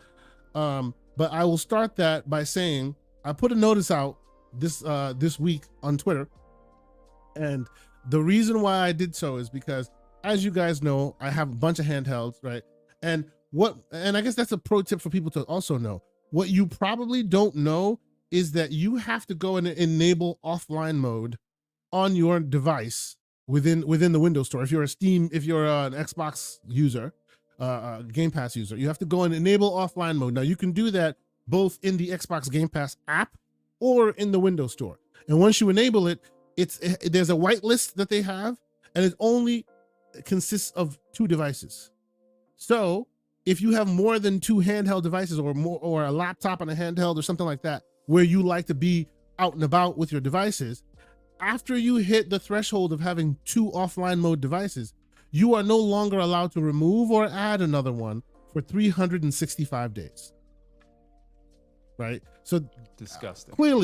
Clearly this was created in a world where they expected you to have only 1 device. And now they're the same company selling you all these handheld devices, the laptops right now, and presumably, and obviously third parties, Asus. Let's say you are a person who has a Surface laptop, right? You have an ROG Ally, you have an ROG Ally X, and you have a Lenovo Legion Go. Now you must decide between your kids, because only 2 of those can be offline mode, and the others that are not capable, every time you sign in to play a game offline meaning not connected to Wi-Fi, it'll say, "Can't help you, son. Got to get online first." So, only 2 devices join that whitelist. So I sent a message this week. Let me quickly finish. I sent the message this week. Got in touch after a while. Some folks got in touch with me from Xbox, and they said that the challenge of that was that they initially built that so that there would be no abuse. I will enable offline mode and then give it to a buddy, and then they can go off and be offline for a long time while I go and do something else. They did it to disable abuse. But they do recognize that we live in the world now where they are advocating that more offline devices are capable, so they will look into potentially figuring out a new solution for that. So there's what happened there. But Everborn, I know you have been having issues of your own with Xbox's Windows-based ecosystem. Why don't you tell us about that? So, you guys have been following along with my... And Lucius, I know you've been quiet. You can chime in whenever you want, because I know you have smoke too. Because we just went through this whole handheld rant, and he's sitting here. We're being rude hosts. Lucius, I want you to take the floor, and I will come and do my whole slander rant momentarily. So Lucius, I will say, I know for the people that don't know, Lucius, also handheld gamer, has a nice handheld device himself. Also has issues with Windows and their ecosystem and how they enable or don't enable Windows ease of use. Why don't you tell us your experience? By the way, forewarning the audience, this is about to sound like one of those pony podcasts, because we're gonna have some harsh words, but these are all constructive criticism. I'm just forewarning. This will be PG-13 words, sir. Yes. PG-13 words. Go ahead, Lucius. But go ahead. Microsoft are a bunch of idiots. Hey now. because what is going on, bro? Like, who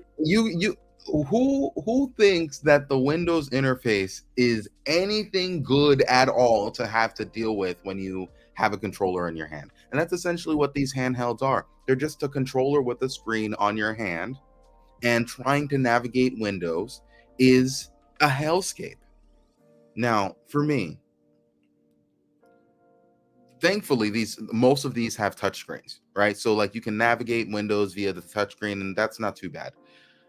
But I honestly think that Microsoft should not be going in the direction where they're trying to make everything into Windows, but rather they should take what they already have, and this is something that I've advocated for a very long time. They already have the Xbox OS running on the Xbox. It already runs a hypervisor. It runs multiple things at the same time. So why not just create a Windows shell that you then add on top of that when people need to interact with Windows, they can just like press a button and then do that thing, rather than trying to make Windows into Xbox, because that's never going to happen.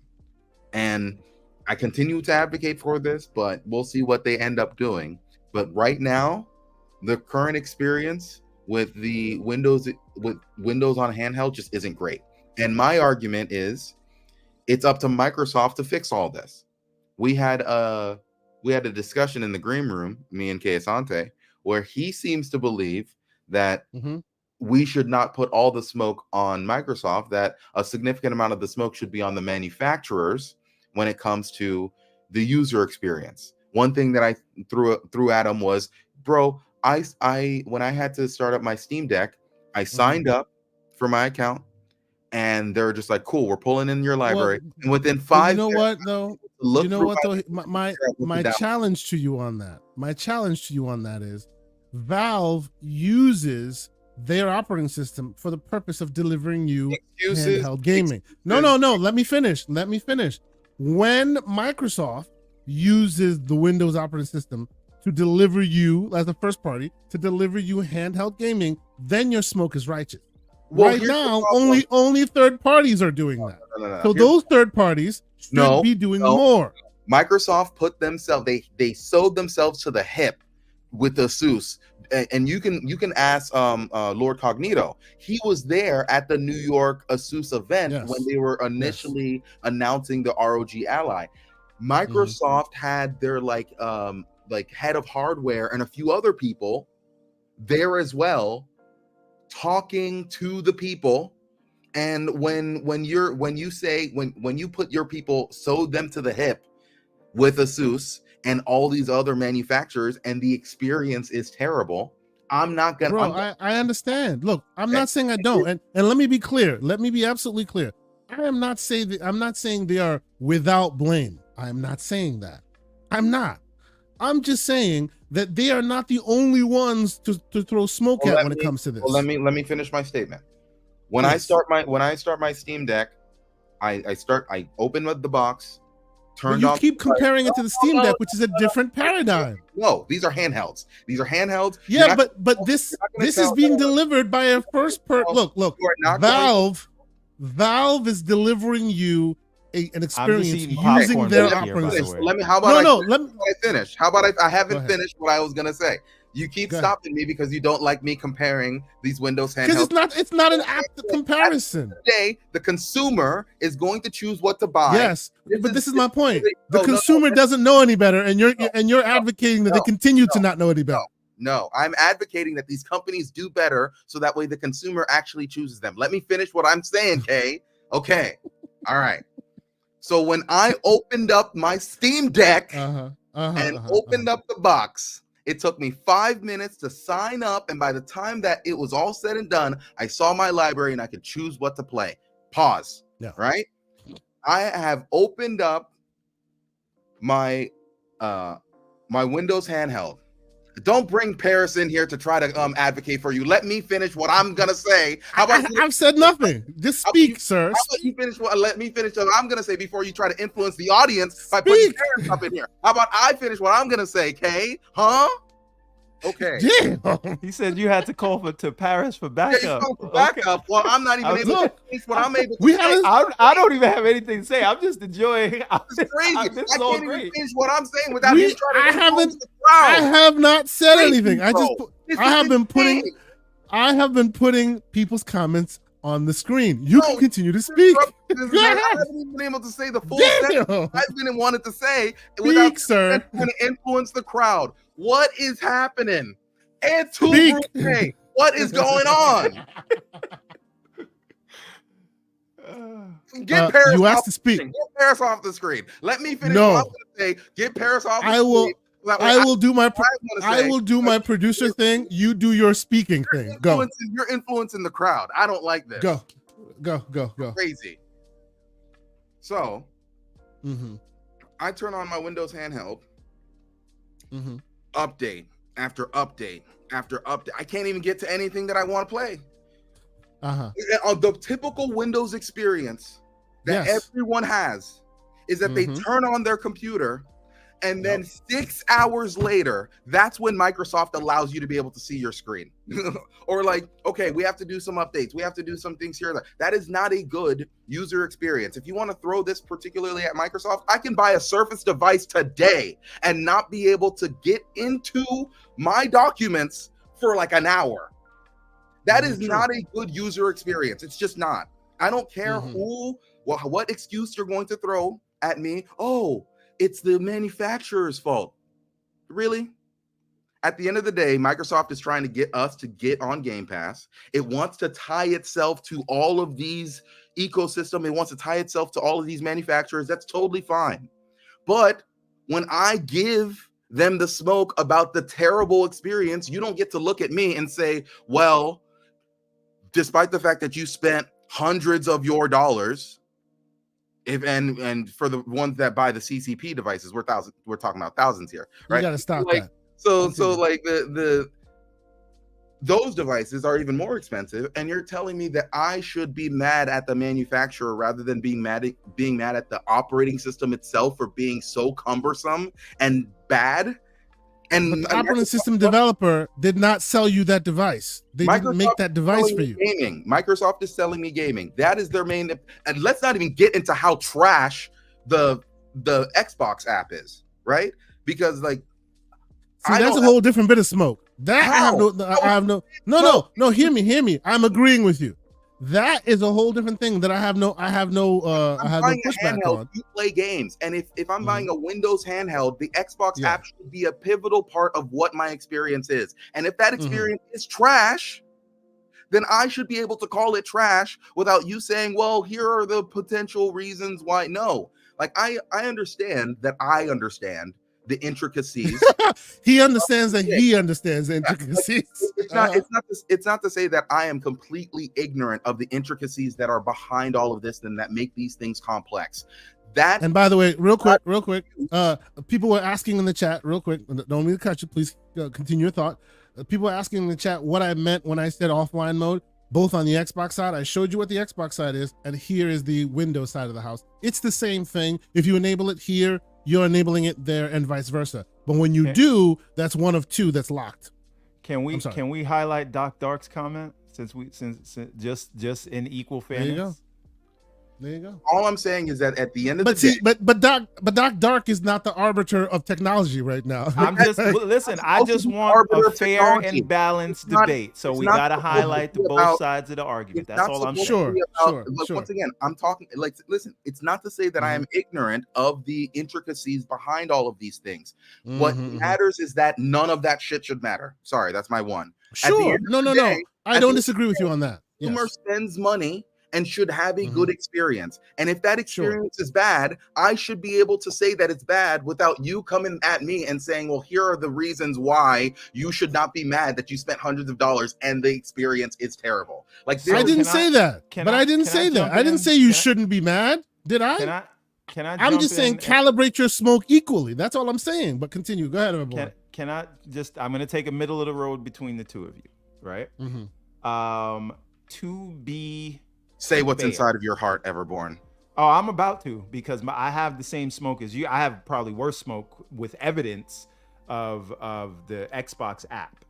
But I will agree with Kay that if we're directing the smoke, now we know the reason that these things are the way they are because of Windows. However, you bought your device from Asus or Lenovo, who chose to use Windows. They could use Linux. They could have used Bazite. We see Bazite. No, that's not an excuse. That's not. No.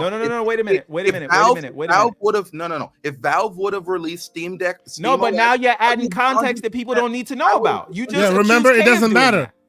It doesn't matter, right? Listen, I am with you.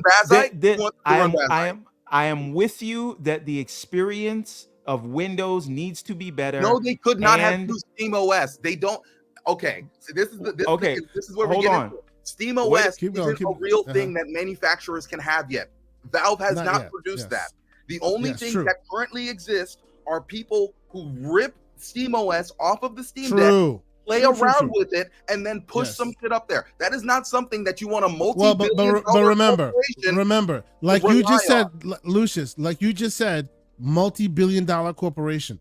They could have done exactly what Steam is doing and created their own kernel and created their own Linux variant that they could use for gaming. They chose to use Windows. They're not the victim in this. Asus is a multi-billion-dollar corporation, like you just defined. Yes. They could have easily taken a flavor of BSD or any of these others and created their own variant, just like Steam Valve does. They chose to use the operating system that is equal opportunity, and because of that, you have a lot of the issues you have today. So again, I'm about to give Microsoft and Xbox all the smoke in the world. But I cannot give Microsoft smoke for the fact that I chose to spend $800 on Asus. But I can give Microsoft smoke on their software, but I cannot their specific software. But the software that we're talking about is Windows. Microsoft Microsoft was there during the launch event of every single one of these products. It made sure. So it's on you. It's on you not to use this operating system. It's on you not to buy a handheld that uses that. Nothing to do with this, despite the fact that I'm not saying that. Launch of look. Single one of I'm not saying that. I am not saying that. What I'm saying, and hear me clearly, what I'm saying is, let me tell you what I'm saying.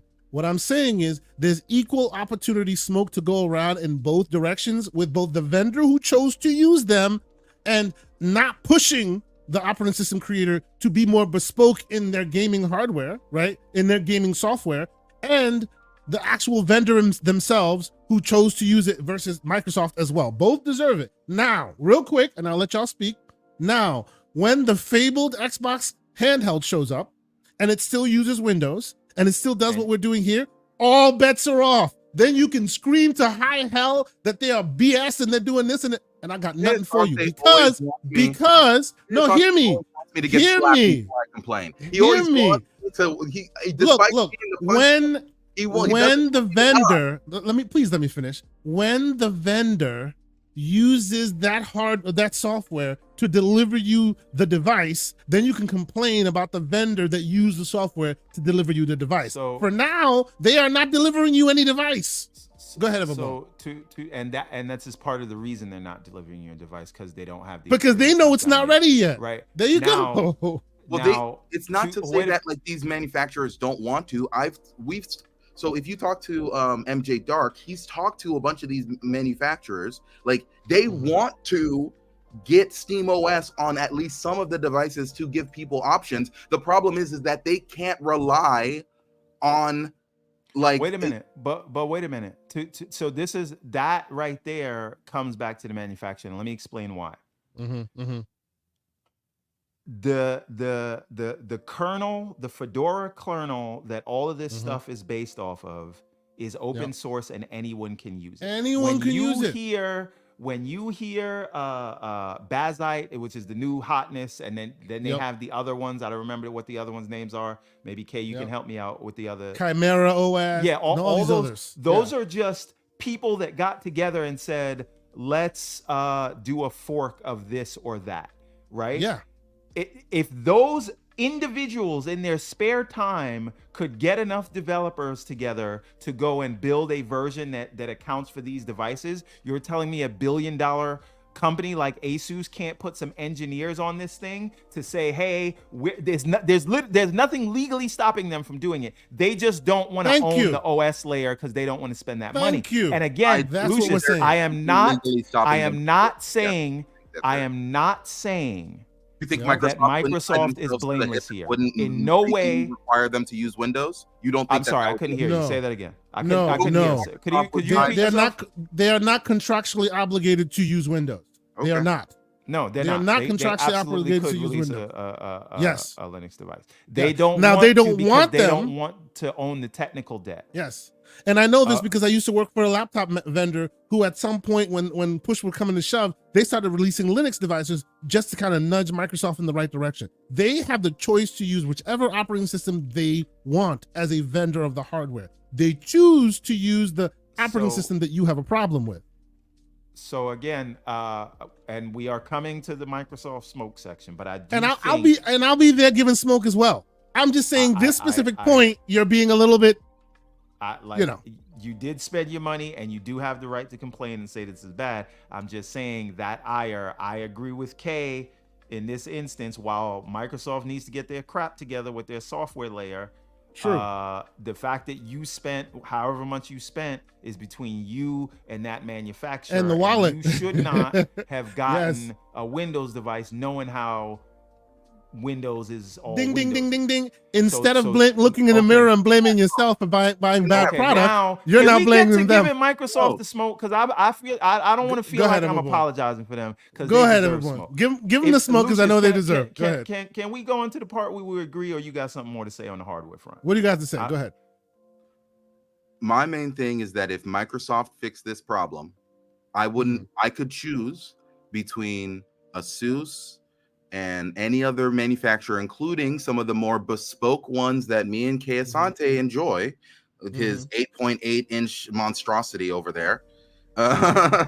Pause, bro. Pause. Hey, yo.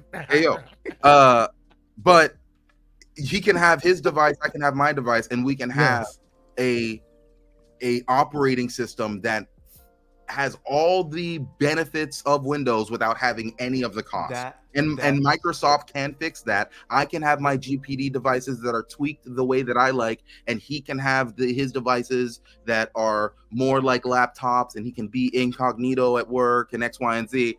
Hey, now, calm down. Listen. Gotta keep it on the low. I think you're 100% correct that Microsoft needs to fix this. I just think that where we are getting I think that while we can on the one hand say they need to fix it, the other hand of saying they're not the only ones to blame here.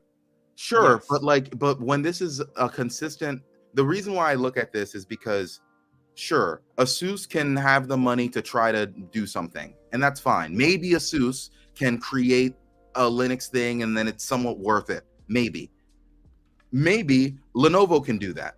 Maybe they can, but now you're creating multiple forks through outside of SteamOS, and you are relying on all of these manufacturers to be able to keep all of this up, which we already have an issue with Asus keeping Armory Crate up to date. Right, so you're telling me now that they should, like, these people. So instead of Microsoft's fault, exactly, Armory Crate up to date. Exactly. So instead of keeping the boot on the neck, the boot on the neck of the vendor you purchased, you want to offset that by making Microsoft. I did not purchase Asus. Once again, this is me saying. Yes, you did. Whoever you purchased, whoever vendor you purchased. Yes. But this is a problem that is consistent throughout Windows, throughout all Windows devices. And it can be fixed via one person fixing the problem versus 100 different vendors. You are 100% different ways, correct. And that's why I'm advocating for the one thing. And Armory Crate is lipstick on a pig, and Microsoft needs to fix it. The only thing I'm saying is every one of us with a Windows-based handheld knew that before we got a Windows-based handheld.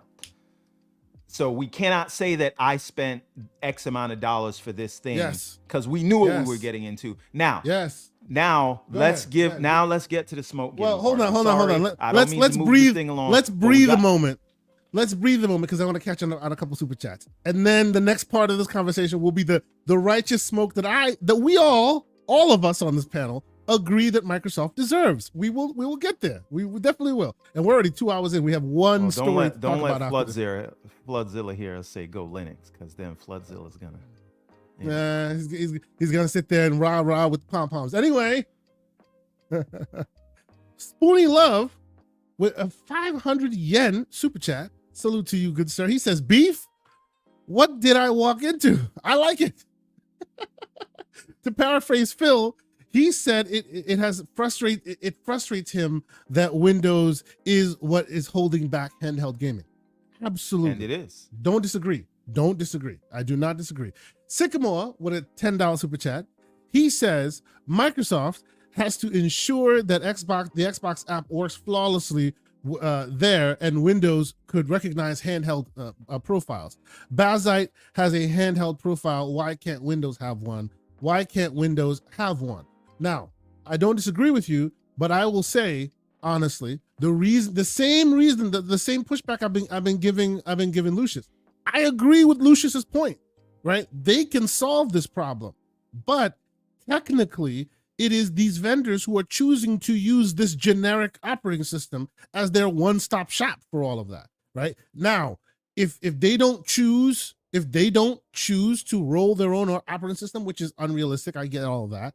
They, as in all of them, right? As in your Asus, as in your Lenovo, as in your HP and your Dell, and all these other manufacturers who will most likely get into the handheld game, they could come together, talk to Microsoft and go, look, guys, what you're doing right now is terrible, and unless you change it, we're no longer using yours. They are not pushing the company to create a bespoke version for them. They are not. Instead, they're taking we it don't hook, know line, that and they're sinker. not. Yeah. Sure. And once again, I wanna point out that Microsoft was there when every single one of these things were launched. But see, all that to what you're saying there, I don't take seriously, because that's marketing. And what happens? What happens when they tell you that 60 frames becomes the standard, and then it loses one? Then people start going, wow. Anyway, because we know that Microsoft not only Microsoft financially helped some of these things get to where they are. The ROG Ally was at least partially funded by Microsoft as a way. I would be very cautious. I'd be cautious in saying that, because you don't have that fully. I'm not sure that that's an actual verifiable. Let me catch up on the last two super chats. I think we're going in circles on this point. Yes, we can move on. Let's move on. Let's move on. Agreement. Pioneer, $5 super chat. He says, I have a GPD WinMax 2. Salute to you, good sir. Here's my GPD WinMax 2 as well. And he has that is a laptop, sir. That is not a handheld. And he has an Aya Neo Racist maxed out. Yes, we call it the Aya Neo Racist. The real name of it is the Aya Neo Coon. But anyway, maxed out. I would like to sell both. Any suggestions? That's an interesting question. Reach out talk to Dark. Yes. Yes. The Latin Quarter. We call him Latin Quarters for a reason. He's always ready to offload a device for something new. Appreciate you being here and your support, of course. And Spoonie Love again with another 500 yen super chat, saying, I think this handheld craze caught Microsoft by surprise. I don't think they were ready for the number. Worse. Yeah, that's. I don't think they were ready for the number of handhelds that came out without a mobile OS. I think he might be onto something, because these other, let me explain why. These bespoke handhelds have been in play for years. Before you even knew what the Steam Deck was, there were bespoke handheld devices out there, Windows-based devices out there. But the fervor wasn't there for them. The normal consumer wasn't looking at them, because the Steam Deck had to bring that into the zeitgeist. And when the Steam Deck brought that into the zeitgeist, now everybody and their mother is looking at handhelds, and it might have caught them off guard. Except for the fact that all of their fans for the last 15 years, since the 360 and the PSP came out, come on. People were asking them for an Xbox handheld. Are you telling me nearly 2 decades? Okay, ladies and gentlemen in the chat, please, this is a fact-finding mission. Have you guys been yelling to the rafters as you are yelling now back there in the Xbox One days? I don't think so. This is an after Steam Deck effect. People have been asking for an Xbox handheld since the PSP. Of course, but not like this. This is a completely different environment we live in today. It hasn't always been this way. When the Steam Deck showed it was capable, when the ROG Ally showed it was actually possible, now the voices have turned into a fever pitch. It's a recent occurrence. Some of us have been in the background advocating for that for years, but most of the people weren't doing that. Here's why I give Microsoft smoke. It's been 2 years since the release of the Steam Deck. It's been 1 year since the release of the ROG Ally. And you're telling me that you can't come up with like a handheld version of Windows when in 2 years, bro, the operating system that runs everything from critical systems I'm talking to handhelds, you're telling me 2 years? Cell replacement. You do that on a weekend, Kay Asante. What are you talking about? Yeah, but I do for my purposes, not for the entire world. you're telling me you're giving us the multi-billion-dollar corporation more smoke than Microsoft, the multi-trillion-dollar corporation. That all they need to do is create a handheld shell, and then that's halfway part. We're not giving Asus more smoke. I'm only saying if you bought a device like that, you can't say you should have known better. I spent this money. That's right. Now, that being said, now let's get to the point where we agree with it. You see, Lucius, you made me agree with Everborn Saga. This is crazy right now. This is where I've been trying to help. Go ahead, Everborn. That's right. It is unacceptable. Yep. The state of the Xbox app on PC. Let's take handheld out of it, right? The state of the Xbox app on PC is in shambles, right? And I'm not using hyperbolic language. I mean, it literally does not work in places. Last week, we did the example where if you're using a controller, you literally cannot scroll all the way to the right. You can't select the last item in any menu with a controller. We did that live on air, right? Wild. Yesterday, and this is something Slow-Mo said to me years ago when I was still playing on console, and I did not understand what he was talking about at the time. And he said to me that PC gamers are an interesting crowd because they will have Game Pass and still buy a game on Steam, even though they have access to it on Game Pass. And I said, Slow-Mo, that's because Steam people are crazy. Not realizing now. They are pay pig. Let's be clear. They are pay pig launcher. You said we were not going to be slanderous. If we want to be slanderous, if we want to go there, I can go there. Sure. I can go there if you want to. Now, the point is, I thought these people were just lunatics. You got access to the game. You're going to buy it on Steam anyway. And what I have found out is that every version of a Game Pass game that I try is somehow worse, inferior than its same counterpart in Steam. Yeah. Yes. Right? I'm just saying the ones that I tried. This is anecdotal information. And what I have found is that the Xbox version, meaning the Xbox version of the same game, of the same game, will just not even have upscaling stuff. Like you can't, like you don't even get the option for DLSS. Still Wakes the Deep, a game that I was playing a couple of weeks back. I play it. It has issues in the game where randomly one of your joysticks will just stop accepting input. So you can only either look around or you can walk, but you can't look around. Or you'll restart the game if that happens, and then you'll come back, and when you get into a menu, you can pause it and unpause it, but you cannot select. The input stops working when you're in the pause menu, so you can't select other things.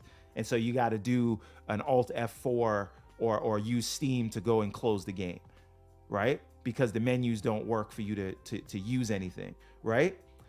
And someone in the chat said, you can't mod the games either. Now, I went and I got fed up with Still Wakes the Deep. There are ways of doing it, but and this also happened with Hellblade. It didn't have the upscaling tech that was available. And this is a first-party game. So Hellblade Still Wakes the Deep had issues that were not present in the Steam version. So I got fed up and I ended up buying the game from Steam, even though I had access to it in Game Pass. Now, yesterday is this on purpose? Okay. So, wait, hold on. Well, I'll come to that. We'll put the tinfoil kufi hat on later, right? But yesterday was the latest example where Path of the Goddess, I tried to launch it from the PC Game Pass app. Will not launch, doesn't tell you it's loading shaders, doesn't tell you anything. It just stays on the screen, and after 2 minutes, it starts to say, hey, this is taking longer than normal. Something might be wrong. We don't know what it is, but you could wait, or you could not wait. One second. Yesterday specifically yesterday. Now, nothing you have said so far I disagree with. But yesterday specifically, I have to actually you. Just a little bit, right? I don't Now, care this anything doesn't. you're about to This say. But doesn't. go This ahead doesn't and say take it away. anyway. I'm telling you, it doesn't matter. This doesn't take away from any of the smoke you're giving them because I believe it's righteous. But right now, as of yesterday, do you see that big banner on the screen up the top there? They're having major issues with a lot of their ecosystem, including Game Pass. And it's now being defined, but it's been going on for like 4 or 5 days now. And that's acceptable? That's No, not I'm not saying actually, that's the problem. That is I'm the not problem, saying it's Kay, that you acceptable. could have No, an no. issue like that for 4 or 5 days in a row. Now, bro, I got so fed up. saying- Wait a minute. I'm saying- I got so fed up that I went. Uh-huh. I understand what you're saying. I got so fed up that I was tired of not being able to launch that game. I went to CD Keys this was a different one. This was Gamers Gate, which is a hilarious name for a key site. But anyway, they had it for, I think, 18% off. So I got it for $40.99. Path of the Goddess. It's a $50 game. That, and I did the video test. I got the video to prove it.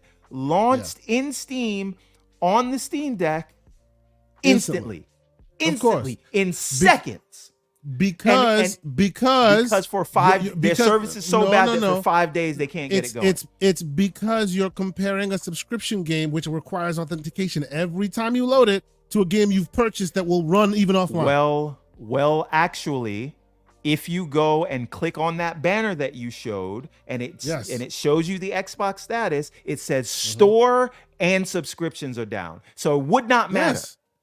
No, but that's my point. The authentication, but don't say because it's a subscriptions. The store is down too. A game you bought, you won't be able to launch. Yeah. No, but my point is. Listen. My point. No. Hear me. Hear what I'm saying. Hear what I'm saying. If you have the same game installed, like for like, right? When you launch the Game Pass version, it always authenticates. If you launch the Steam version, once you've purchased it, it doesn't authenticate anymore. So that's why it loads this instantaneously. And whose problem is that, Kay? It's a subscription service versus a non-subscription service. No, it's not. That's what it is. It's not. That's I'm what that telling is. you, if you buy the game because the store services has issues, it's still Yeah. going to do the check-in, and you're still going to have the problem, whether you got it through a Microsoft subscription chooses to or not whether do you buy it. It's Even not a if you buy subscription things. problem. It is Microsoft's DRM problem. Sure. I'll give you that too. Yes, sure. Yeah. Again, so between their draconian, which you got impacted by that with the multiple offline devices, Absolutely, their draconian DRM policies, right? The app, the launcher, which doesn't launch games, and you can't even select things with a controller, right? And then the fact that you get the game, if it launches, then it's not going to have the upscaling and all the other features, and the updates are going to be behind the Steam version because their certification process is more cumbersome. These are not consumer problems. What I say is I'm buying the game or I'm paying for the service. All I want to do is play the game. All actually stuff doesn't matter, right? And again, this is coming at a time when they are saying that you can play anywhere. You don't need a console, right? Because console is the best place to play these games because I go on the console and it just works. But don't go forward with a message that Xbox console is just an endpoint when your other endpoints aren't ready yet. You're telling people they don't need a console in cloud, and you don't have your cloud subscription tier yet. You don't have your 4K streaming going yet. You're telling people, go ahead, play anywhere, game on PC, and your Game Pass PC experience is literally the worst version of games. Look at the versions of Power World versus the Steam. Oh no. Let me be version. clear with you. So you get no smoke from me on that. Absolutely true, right? I know the reasons why, but those reasons don't matter. It should be like for like, and if it's not, they deserve the smoke for that. You get no business. You get no pushback from me on that. Absolutely. Their own games, as their Slomo own first says, parties run better on Steam. When they do betas for their own game, look at the Starfield betas. That comes to Steam first, right? Yeah. This is because their ecosystems are the two ecosystems. When you're talking to a developer, they want the easiest way of getting to the result, and even to this very day, their own devs see iteration easier and quicker on Steam than they do in their own. Who controls iteration for Microsoft but you know, and Windows? I'm the king. I just have to follow the rules, and then somebody has to go tell them You know, you're the king. You can change those rules, right? So again, Yeah. if you have a subscription service that is giving, and my Game Pass subscription is paid till 2027, right? As is mine, yeah. If I have a subscription service that is giving me access to these games for free, but the experience with them is so frustrating that I'd rather just buy them, you have failed on multiple accounts. This is constructive criticism. I have not said anything that's not true. I'm not like, sorry, go ahead. Or you've succeeded. Okay, tell me to put the tinfoil kufi Yeah, on. put the Go ahead. kufi on. Let's go. Explain this to me. Come on, Kufi Cat. What you got? It honestly doesn't make logical sense that it's been this bad for this long. Microsoft are a software company. As many problems as people have, they're not Microsoft. They're literally called Microsoft. Yes. Micro hard. They're not micro hard. They software. They that is. I feel like there's a pause in there, but continue. Go ahead. But so you're telling me that they couldn't figure out how to fix this? This has been a problem for years. This is not just a recent handheld thing. That application has been trash for years. True. Yeah. It's either one of two things. It's either intentional or there are powers at play that stop the real things from happening. Well, Lucius, I do want to add one more thing to my point, and I'll give you back the mic. This is where you and I differ, because I actually don't have an issue with Windows. And the reason I say that is, setup process aside, yes, it's cumbersome, whatever.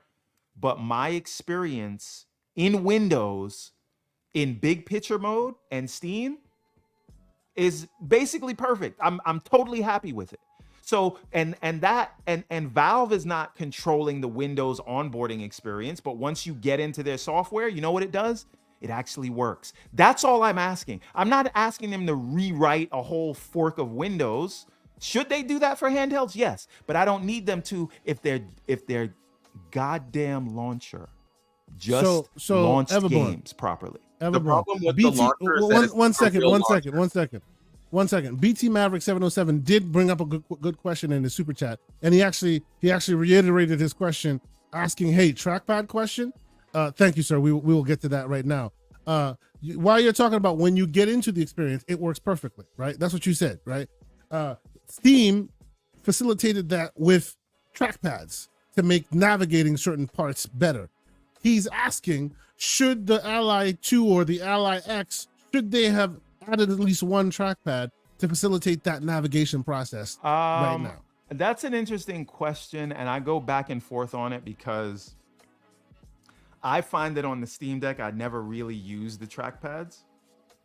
Now, Windows might have some issues where that would come in like very handy and you could use it. So I wouldn't be against it, but I don't need it, if that makes any sense. When you're in the Linux mode, you need to use the trackpad. You need a lot. Oh, yeah. In Linux mode, yes. But when I go to Linux mode, I'm always docked. That's why I don't really use the trackpad. The only time I end up using the trackpad is actually to do typing. Like if I need to type in a name of a game or something like that, the trackpad doubles as a really good fast typer. So that's when I tend to use the trackpad instead of the touchscreen.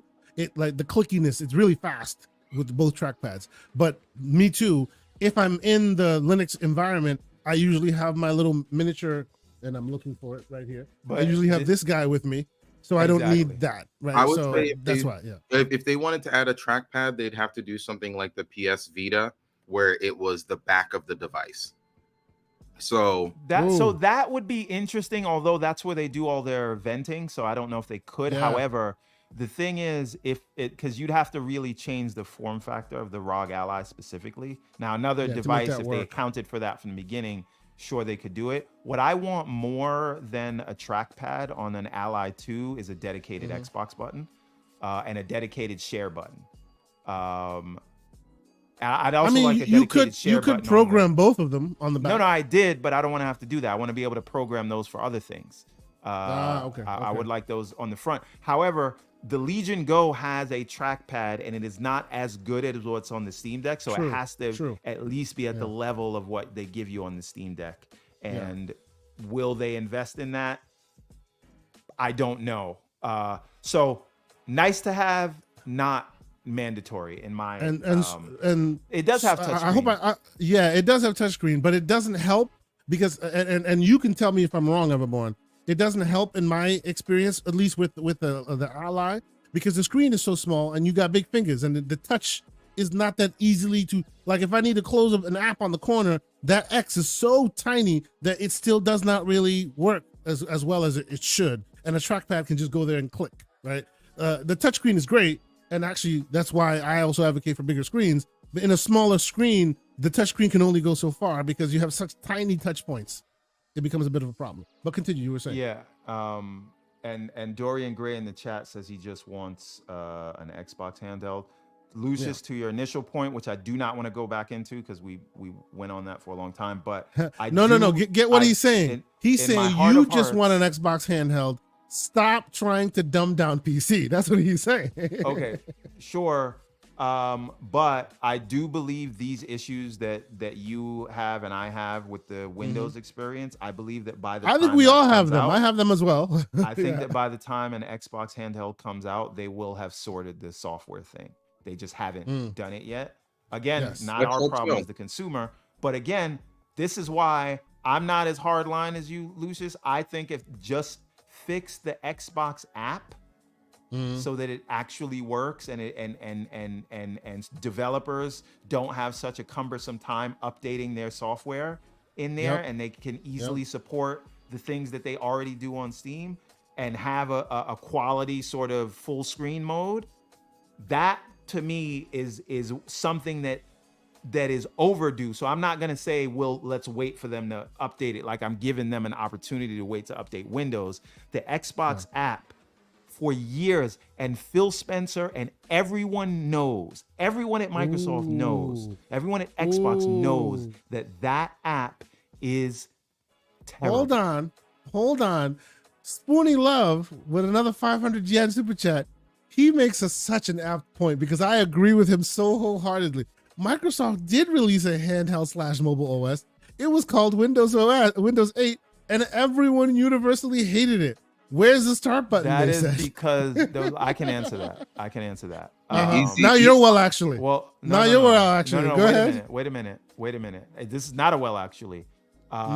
People didn't like it because they forced it down people's throats and they took away functionality by having that default mode. And they forced it on desktops.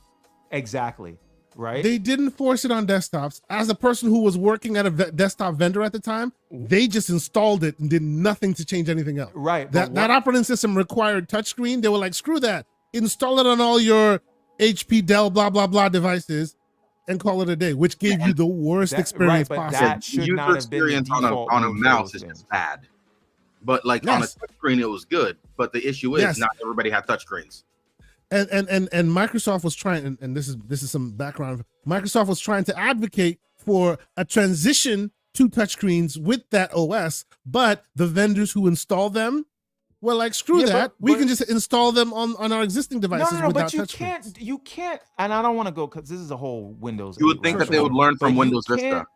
You cannot just go to having 1 billion people without touchscreens and saying we're going to make the mainline OS that 1 billion people is supposed to upgrade to, that they don't have touchscreen. But you cannot have this be your default thing that they have to change. But remember, Windows 7 still existed. They could have continued to roll Windows 7 on the non-touchscreen devices. They just wanted, and this is smoke for the company I used to work for. They just wanted to make sure that everybody had the new whiz bang. So instead of rolling a specific touchscreen enabled device for the 8 experience, they were like, nah, let's just roll the same thing with Windows with a Windows 7 PC, but Windows 8. It wasn't an upgrade mandated by Microsoft. Call this the mainline version because again, people know that at a certain point, Windows 7 is going to be end of life. So when a new version of Windows comes out, every company has to start looking. First one. Actually, even longer.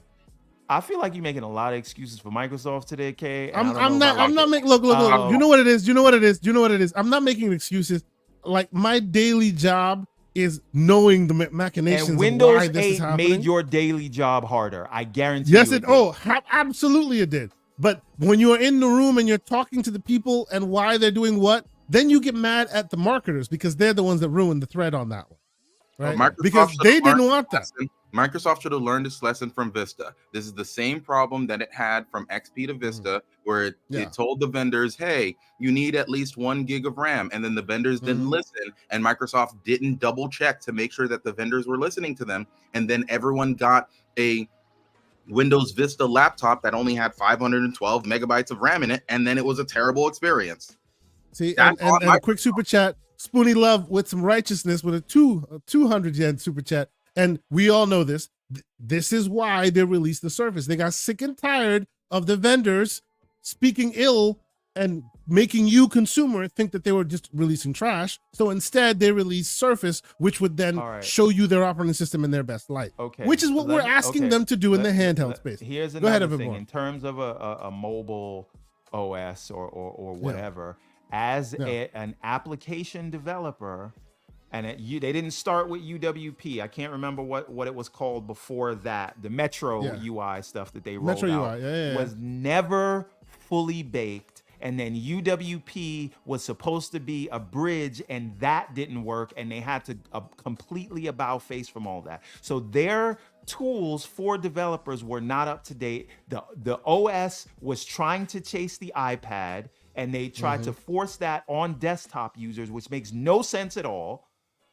And all of that, yes, you can blame. My only problem there is you're saying they tried to force that on desktop users. They didn't. It was the people who were the vendors who were releasing line version of Windows. Every one of your vendors is going to be looking to upgrade. Every one of them. And I will tell you, in conversations in the background, they were telling our vendors to upgrade to touchscreens, and all they were saying is no, we don't want to incur that. You can't force people to upgrade to touchscreens. There are people that are running Windows Server. Bro, I understand that. But if they make an operating system for touchscreen and then they tell you HP, they tell you Lenovo, they tell you Dell, this is touchscreen enabled. Then it should have only been on RT devices if that was the case. I'm not going to have this argument right now. Yeah, Windows 8 was a failure, and everyone knows it. And one more thing, you don't get to push expenses on other people. You don't get to say, hey, now your products are now more expensive, figure it out, because you now have to incorporate touchscreens everywhere to make sure that this operating system doesn't suck. No, if I'm HP, for the record, the enterprise did not have to deal with this. This was all consumer based. Yeah, but the enterprise did not have any of that. I'm not changing my entire supply chain just to be able to make. Then Microsoft stay on 7, because it wasn't end of life for a long time. Stay on 7, but you didn't want to do that.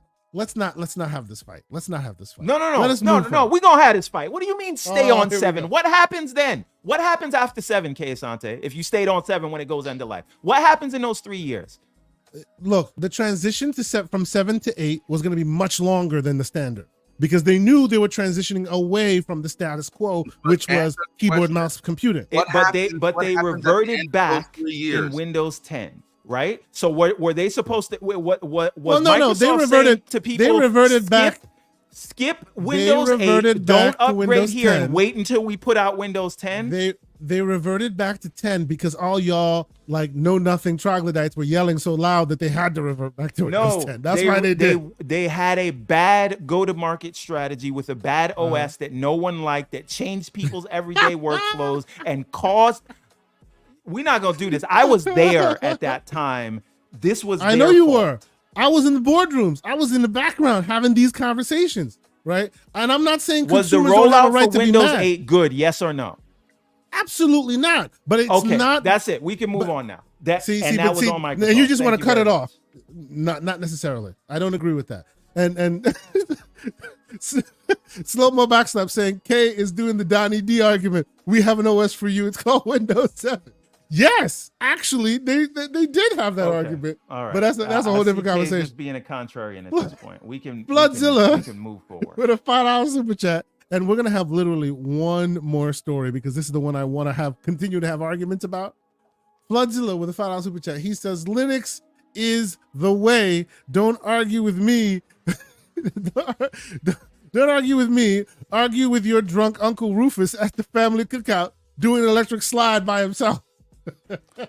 Floodzilla, I will argue with you as much as I've argued with K. Asante, because Linux is garbage. Okay, but no, let me get the next super chat. You say Linux is garbage, but you still give Steam in the Steam Deck. That's because they do the best they work use at hiding Linux the from operating you. system the way it was meant to be used, which is a backbone. Anyway, Spoonie Love, 500 Gen super chat. He says, I worked at the Microsoft store at the time. They wanted to show people how Windows should run so vendors could emulate. Touchscreens were the future. Exactly. Then they should have said this version of Windows is only for Windows RT. They didn't do that. They wanted to put it on all these other non-touch. But why do they change the underlining x86 ecosystem just because of touch? x86 was there. It could have been touch enabled. The vendors who used them refused to put touchscreens on them. There are a billion people or more running desktop PCs that do not need touch at all. You do not foist that on them. It makes no sense. For you, and that's why it failed. And for you, we have an operating system. History's on my side on this. It's called Windows 7. Anyway. Okay. So, okay. We are done fighting about this one. I don't know if we're going to fight about the next one. I don't know. We'll see how this goes. But I want to talk just about one story, because that one story like really, really angered me when I heard it, and I wanted to talk about it. You guys have seen it on my thumbnail. You've heard it, depending on how I dubbed this episode, because to me it was very egregious in what they did, and so let's get into this one real quick. And actually, I will allow Lucius. I want you to take the first bite at this apple over here, so because I know you may have a different opinion on it. Okay, so what am I talking about? I'm talking about Ubisoft coming out and saying. And basically giving voice, or giving pandering to the worst of us in their explanation that they were giving as to what Assassin's Creed is and Assassin's Creed Shadows specifically. Now, I'm sure you guys, the gamers here, you guys have heard what they did. You've heard what they talked about and all of that, right? In addition to them pulling an Insomniac move and putting the wrong flag in the game, right? Well, okay, it's not that they put the wrong flag in the game. They put a flag in the game that they did not ask permission to use, and because of that, they came out and apologized for it, which is above board, right? You put something in, you didn't ask for permission, and it's a specific Japanese organization. They basically felt offended that you didn't ask permission to use it, so they asked you to remove it. You said, okay, cool, we're going to remove it. We apologize. But in addition to that, then they started going down the path of explaining what Assassin's Creed is historically, and kind of giving credence to those, and I'll just admit it, racists and asshats who have clearly only had a problem with this game specifically because a black person is a main protagonist, right? Instead of leaving them on the fringes like they belong, they're and this is just my perch, my reading of the situation. Instead of leaving them on the fringes where they belong, you kind of pandered to them and kowtowed to them a little bit in saying that, oh, well, we understand that this guy, the historical references of him being a samurai is still to be questioned, and we're not basing this on historical accuracy. I mean, let's be clear here. How many Assassin's Creeds in are we in now? Right? Did Da Vinci create a flying machine in the 1600s or whatever? Obviously not. There have been liberties taken with this franchise for years at this point. Never have they had a need to come out and explain to the normals why they made your historical reference points of historical quote unquote great men into not either a shell of their perceived self, or a completely different person than you know from historical information. They have always done that, but they felt the need to come out on Front Street and apologize to what I would only deem as the racists. Lucius, please get me off my ledge. Am I being ridiculous in this? I don't think that you're being ridiculous. First, let's kind of get into my background of like knowing this character. I've known about Yasuke for years, probably since I was a child. I've watched a lot of anime. I've kind of immersed myself in some capacities in a lot of different cultures, media, and that includes like Japanese media as well. And so I've known about this character for a very long time. And in almost every single piece of media that he's depicted, made by Japanese people, he is depicted as a samurai. Historically, he was a slave purchased by Oda Nobunaga. The guy immediately pretty much freed him, was like, yo, I want you to work for me. I'm going to give you a house. I'm going to give you a stipend, and I'm going to give you weapons. I don't know about you, but when have you heard of someone giving a slave a house, weapons, and money? Then kept that person very close to him. That person fought in his personal guard and was very well known to be what is the terminology that they use? I forget the name of it. I know what you're trying to say. But yeah, like essentially what it means is like that word essentially just means like a vassal, somebody who's like somebody who you use as like one of your like top soldiers who's like very close to you. He's like a guard. And typically those people would be given the retainer. His retainer. That's what it is. There you go. So retainer. Thank you, Umbra. He's like Anjin in Shogun. Yeah. Yes. Those people are typically samurai. Yes. Samurai is simply a title that you give someone, simply like a retainer, which is also simply a title. So to say that this person who received funds, housing, power, status, and was near some of the most powerful people at the time and protected and fought for those people, to say that that person wasn't a samurai seems ridiculous. So let me pause just a quick moment. I'll let you continue, but I want to address this. Roshan Eppinger, great member of our community. He's here with a $5 super chat. He says, so the Japanese people being so the Japanese people are being racist because for the first time Assassin's Creed comes to Japan and it's about a black guy instead of a Japanese person. Two things that I'll say about that. Hold on. Let me. It's also yes. Let me address it, please. Let me speak because I am the one who called them racist. I'm not talking about the Japanese people. And by and large, while having this conversation and reading what I've read and looking, I've spent a lot of time. And of course, it's anecdotal because there's such a vast swath of information that everyone can get their hands on. Every single actual Japanese content creator or thoughts from folks that live in that region that I have heard give Assassin's Creed smoke for being Chinese food, if you will. And what I mean by that is this is what Americans think they are, but not really what they actually are. So it's not.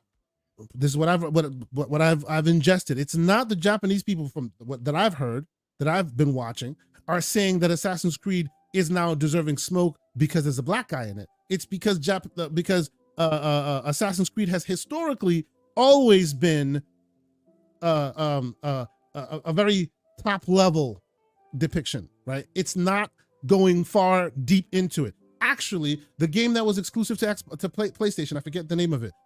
It was by Team Ninja. It released not too long ago. No, not Ghost of Tsushima. Not Ghost of Tsushima. That was also very much panned by the other one. Come on, Team Ninja. I forget the name of the game. That's the game.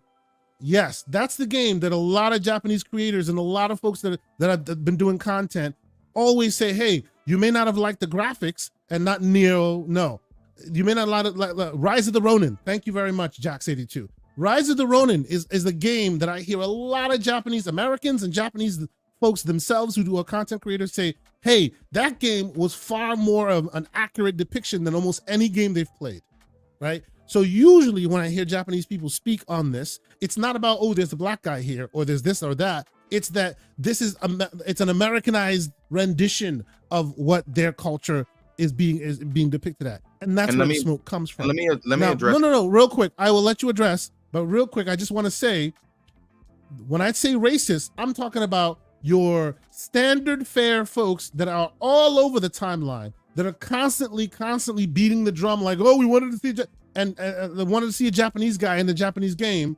and they're basically foregoing the fact that Nawe is there, right? And by the way, if you want to be you want to talk about historical accuracy, the father, who is actually a person in historical reference point, never had a daughter. So Nawe is actually a whole cloth creation, but no one says anything about her, right? They point the fact that this character, who is of black depiction, is the one that needs to be removed because it's a Japanese game. What about the female who technically didn't exist, but they created her for this show? He actually existed, right? So when I say there are racists doing that, they are using the idea of cultural accuracy to basically say, we don't like a black man in our game.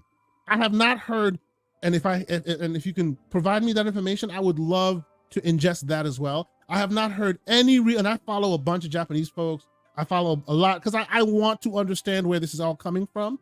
Like, I have not heard any person that I would consider a person who's an authority or somewhat of an authority on the subject come and say, oh, I wanted a black man, I wanted a Japanese man in my Japanese game, and that's why I'm upset.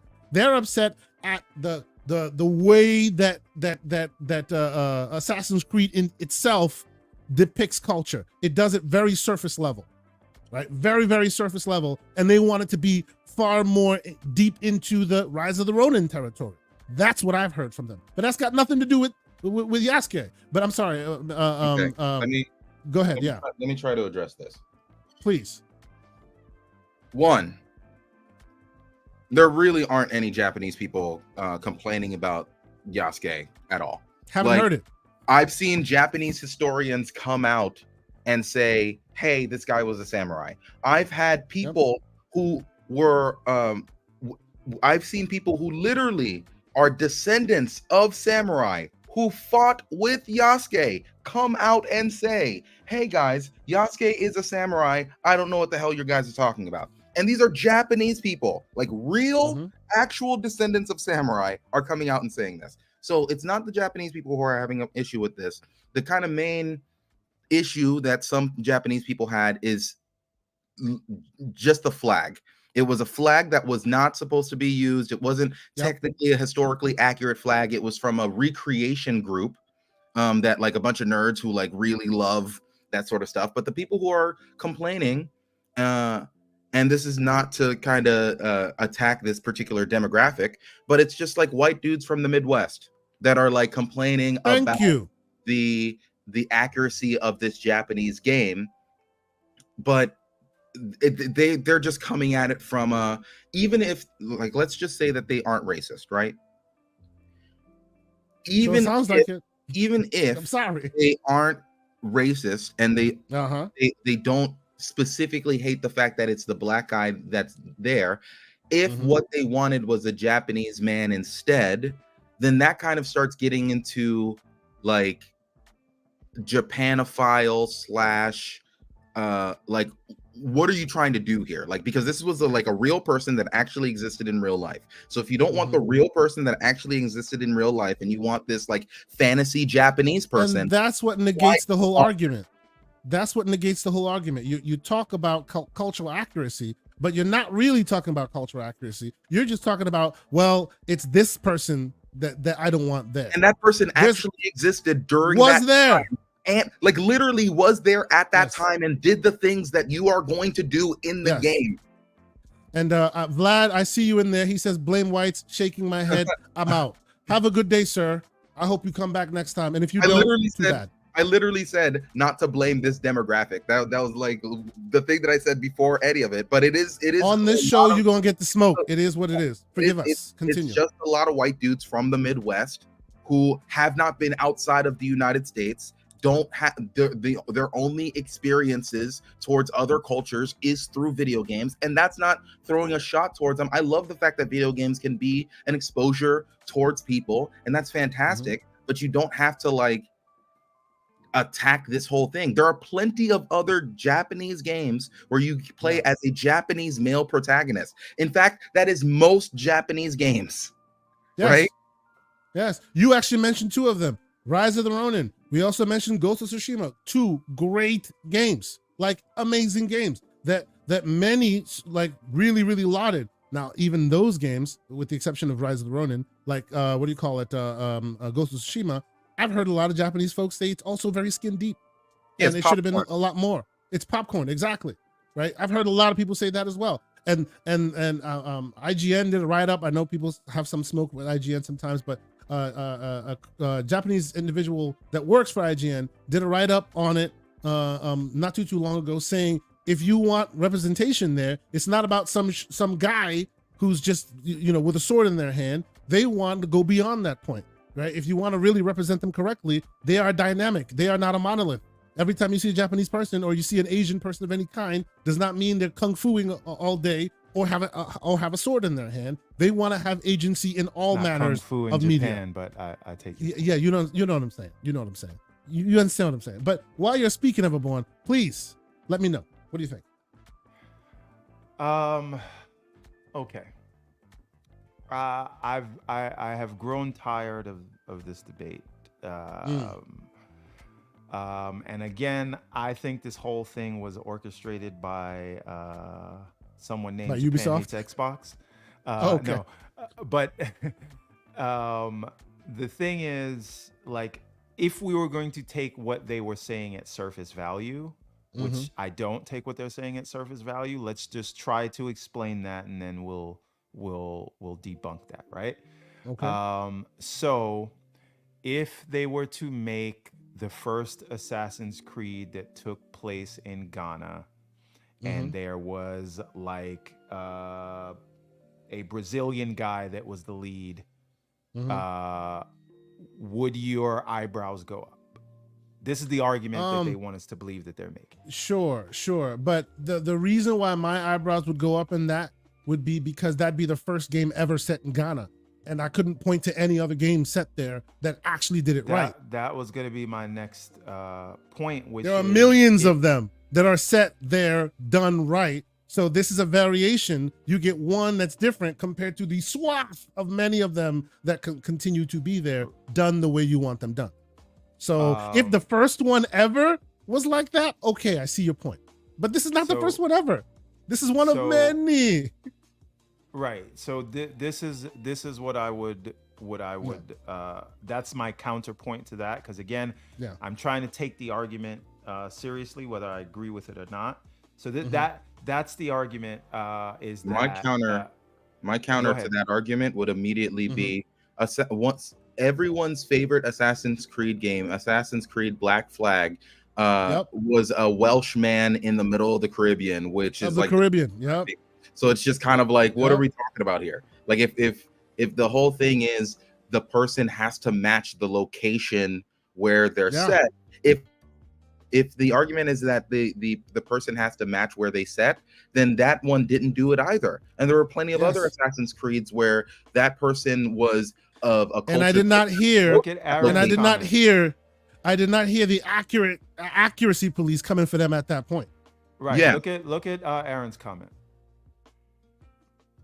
So they've done African centers, many times. The reason and no one complains there. I wanna frame this. Even we don't complain there as Africans. We don't complain. Right, and this is why I want to have the discussion in a way where, this is your argument. Even though I don't necessarily believe some people are making this argument in good faith, I'm gonna take it as good faith, and we can adjudicate the argument. So the answer is, Assassin's Creed has done this before, and we haven't seen this level of fervor. So now I saw someone in the chat and says, don't lie and say Japanese people aren't upset. And again, the argument comes back to there is no issue with male Japanese representation in the video game industry. There's just not. And Japanese people are not upset about Yasuke. They are not. Yeah.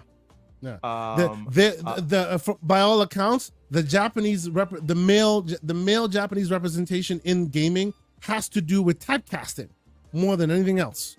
They are regulated to a specific genre, to a specific type of game, and that's what they want to break out of. Not the fact that they're not represented, because they are represented quite well. Please continue. So again, if the argument is that are are some Japanese people upset about this, then is there any place to do a game about this historical figure? Because what you're saying translates to, don't put this real character that actually existed anywhere in anything, or people are going to have a problem. What that says is, you don't want to see a black face in this setting, right? Yep. Because it's not like you haven't had games with male Japanese leads, right? And it's not like Yasuke's not a real character. And so it's not to say that Yasuke hasn't been in other games before. He's just been side characters in many different games. In one game where he is the lead, and this is not about and he's not the lead. He's not the lead. This is what I'm coming at. This is what I'm coming at. If your argument is, well, I think it's a game that it's a historical game or faux historical game that takes place in Japan, and I want to see a Japanese lead, that is what Nawe is for, right? Exactly. So you have a lead. Which, so then, by the way, so it's not, Nawe is not real. She has no basis in historical facts at all. Fantastic. So now, then the question is, if we're boiled down, what people are asking for is they want a Japanese male in this role, or they're not happy. Because it's not about being Japanese in Japan, because you can do that. It's that the Japanese person, the native Japanese person that they allow you to play as is a woman. And that's not good enough. That's not good enough. Yeah. Right. So, because again, let's say they had 3 characters, right? You could pick a Japanese man, you could pick Nawe, and you would pick Yasuke. Would they still have an issue? Yeah, that's my question. Yes. If there was a third Japanese character, would there be an issue? Yes. It's a male. It's the fact that this black face is here is the problem. Yes, they would. So this is the thing. You're not, and that's what I have no excuse or no patience for. Yes. Right. This is one game that also allows you to play it as a native Japanese person, but you can also play this style. And if you have an issue with it, never play this style. You never have to play as Yasuke. You technically never have to. No. So again, can you highlight Roshan Epperger's? Yes, I'm reading right now. He says, you guys are going too far to put this on racism against blacks. Devs shouldn't have to lean so hard on historical accuracy in promos. I think that would have fixed it. Did they lean too far in his? It shouldn't have. Did they lean too far in historical accuracy? Wait a minute. Hold on a minute. Just okay. I'm not 100% sure what he means. Like, again, was Yasuke a real person that existed? Yes.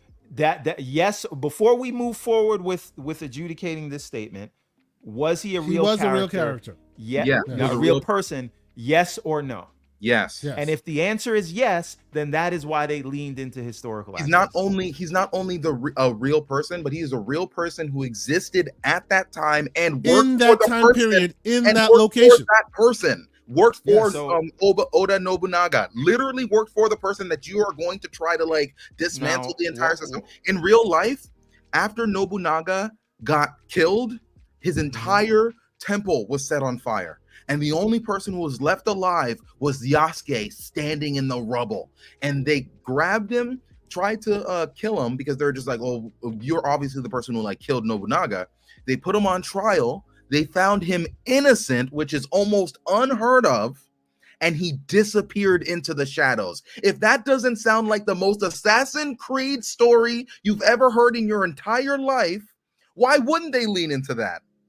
So, I don't think Marv Blop is being genuine, but we're gonna say what he said. We're gonna bring up what he said. He says, to all my Japanese people, and I highly doubt that you're Japanese, but I'm okay to be wrong. To all my Japanese people, you deserve an AC game with an Asian Japan. You don't deserve this they have a wide. This is what I mean. I think that's a bot. This is not a real person. Let's just ignore the fact that you can play as a native-born Asian Japanese person. Spelling errors aside, whoever that person is. But this is what I mean, right? Like you want us to believe that this is not about race, but your comments are just. You're not helping your case. I'm just saying. Okay, but Roshan Eppinger, I do respect. He's here every week, and I know he's genuine. So this is why we can focus on what he's saying.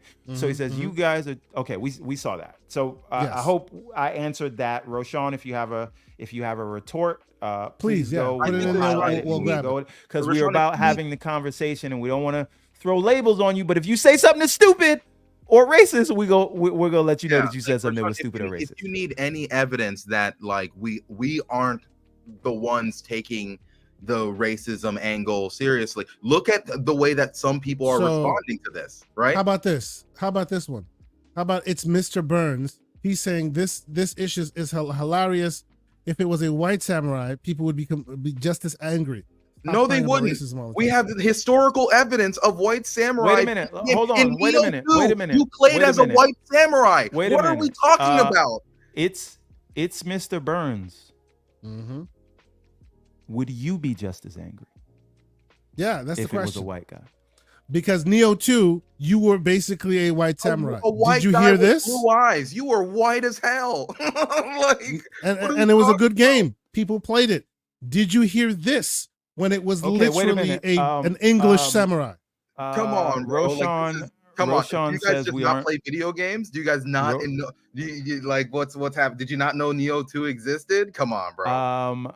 Roshan he says we're not picking up on what he means. I really do want to understand this. Yeah, me too. Me too. Absolutely. Yeah. So please, because I don't want to just. Yeah, this is not a picking. So Roshan, please, if you could try to explain what you mean that we haven't. And it doesn't have to be a super chat. Just put it in there. I'm scouring the chats. I'll put yours up. Go ahead. Yeah. So and then Spoony Love, while we're having the conversation, Spoony Love with 500 yen says he's a black Dominican living in Japan.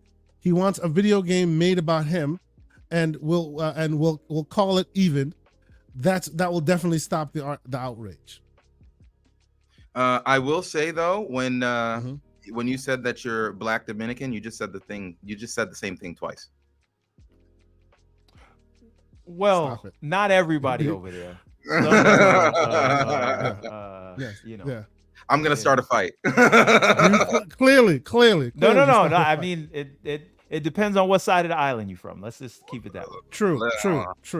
Yes. Even when you're on that other side of the island, you could still calm down, Lucius. Calm down. It's fine. But no, look. Let's start an island. We can have this discussion, Lucius. As someone who is married to. Yep.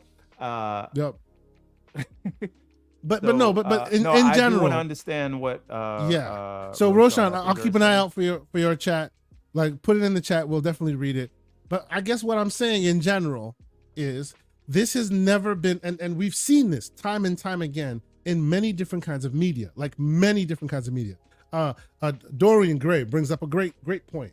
Tom Cruise was not a samurai. Literally, the last samurai movie, he was not a samurai, right? This has happened many a times. And when it does, people just go, huh, and they keep it moving, right? But in this specific instance, wasn't there that Egyptian god movie that had all white people? Yes, yes, they did. Like, what are we doing here? Yes, there was. All we're saying is, to me, and again, I stand on the edge. I'm open to being corrected. I'm open to learning more. That's why I brought this up. I want this to be a back and forth. I want people to present actual good data, not fighting. I want good data presented. To me, it's looking like this is only a problem because the man looks like the Black Viking. The man looks like Everborn Saga. The man looks like me. That seems to be the fundamental issue that's driving a lot of the hate here. That's what it looks like. And everyone can go, oh, shaking my head and all this other stuff, but you have not presented actual counterfactuals, counterpoint to what we're discussing here. This article itself,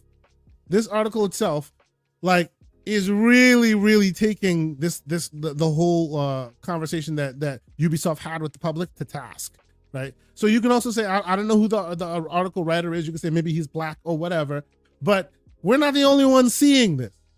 Everborn Saga, you had a point to make. No, Roshan responded, and we asked him to respond, so I want to highlight his comments. So He says, the devs were talking about how accurate they were down to the small detail. That's what I got from the interview, but based on we get in movies all the time, and it's not very accurate. Not very accurate. I don't know that, like, so saying you're accurate to the time period in terms of your sort of architecture and your and the clothing and the things like that you do, that's very different than what you you're can doing be accurate in terms there. of telling your story. And again, they always say this. And when they did something in Egypt, when they did something in the Caribbean, when they did something in France, they'll say they'll say, look how accurate we are to the time period in terms of the architecture and things like that. And again, I don't like, I feel like if we're going to hold on to that and then say the game has to be a documentary because they said something in a thing, I don't know that that's necessarily fair to say. And again, no one holds them to that when they do this every year for every other Assassin's Creed game. And here's my biggest problem with all of this. This argument is just incongruent with the character that they are throwing the argument towards, because Yasuke was a real person who really existed during that time and did the job that you are going to play in the game. So if they are going to complain about historical accuracy, you would think that they would complain about the person who isn't real, which is the Japanese woman. It just, that's the thing that just doesn't compute inside of my mind. Because when I look at the argument, and then I look at the person that they're throwing the argument towards, that part doesn't make any sense inside of my mind, because the person actually existed. So what are they complaining about? Every one of these arguments, and again, and no one has been able to square this circle for me. Every one of these arguments completely ignores the fact that you don't have to play as Yasuke. You can play You can play the whole game as her. And she is Japanese. I think that there's a fetishization of the Japanese whatever. And like a lot of these dudes want to play as a Japanese man. Yes, that's the fetishization. That's what it is. I think that's Japanese man. Do we need a pause here? It's not a sexual fetishization. It's more of a they see it as like something about a power dynamic. They see like just a powerful, strong Japanese man going around doing some crazy stuff. Like that's what they want inside of their power fantasy.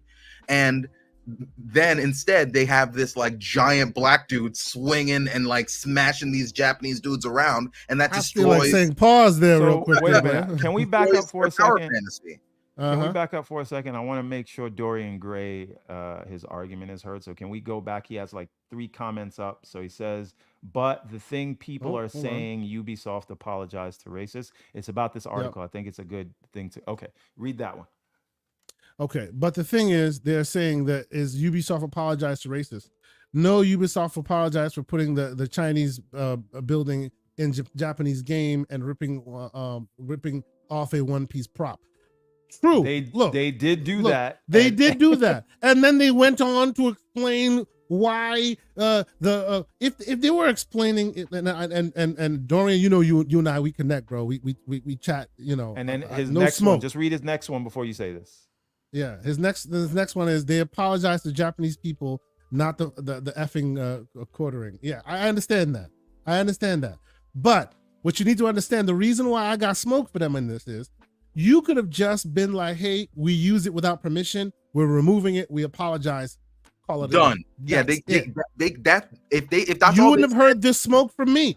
You would have heard nothing from me. Instead, they now have to fundamentally exactly. They have to fundamentally explain what Assassin's Creed is and take issue with. Oh well, some people say he was a samurai, but some were. you're giving ammunition to those of us who are already bad actors. The issue that I took with the apology that they did was like this idea. We understand there's some debate about whether Yasuke existed or was a samurai or whatever they said. Yeah, that was the line in there that I'm like, you realize you made this worse. Right? Yes, because the whole purpose of this. Let's be very clear.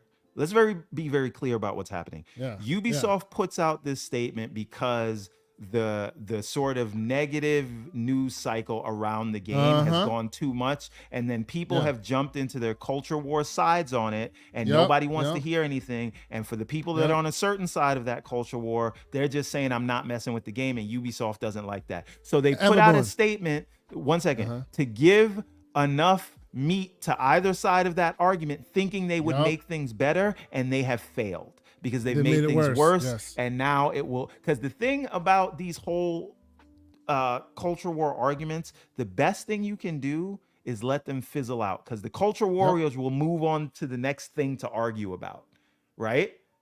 On either side of it. But when you put that out and you put some chum in the water to give a little bit to each side, now we're talking about this again. And now I would argue that they have made it worse. They have these inverse and other articles about it. They have us talking about it. They have the people, the bad actors. I'm not saying everybody's a bad actor, but some of the people are absolutely bad actors. I don't care what anybody says. And if you believe differently, I have a bridge to sell you. But there are some bad actors in here that now have that, and they can keep running on with the nonsense and keep this going. So as a PR exercise, Ubisoft has failed, and they would have been better off not saying anything. That's all I got on. The thing that's weird to me is it's like Insomniac Games, who accidentally put a Cuban flag in for Puerto Ricans, came out and said, hey, we're sorry. We meant to put the Puerto Rican flag in, not the Cuban. And oh, by the way, the Puerto Ricans are real people who exist, and we believe that they deserve their own agency. Like, going above and beyond, explaining more than you need to, and just apologizing for putting the wrong flag in. Right? Had you apologized for just putting the wrong flag in and kept it moving, that would have been a hit. But instead, you're putting more chum in the water that's not necessary. And then when people take you to task about it, then you go, oh, the racism card, right? That's what it is. Once again, Brian Kelso puts a very interesting spin on it. He says, French people are not comfortable with discussing race, which makes it weird why they put Yasuke in the game.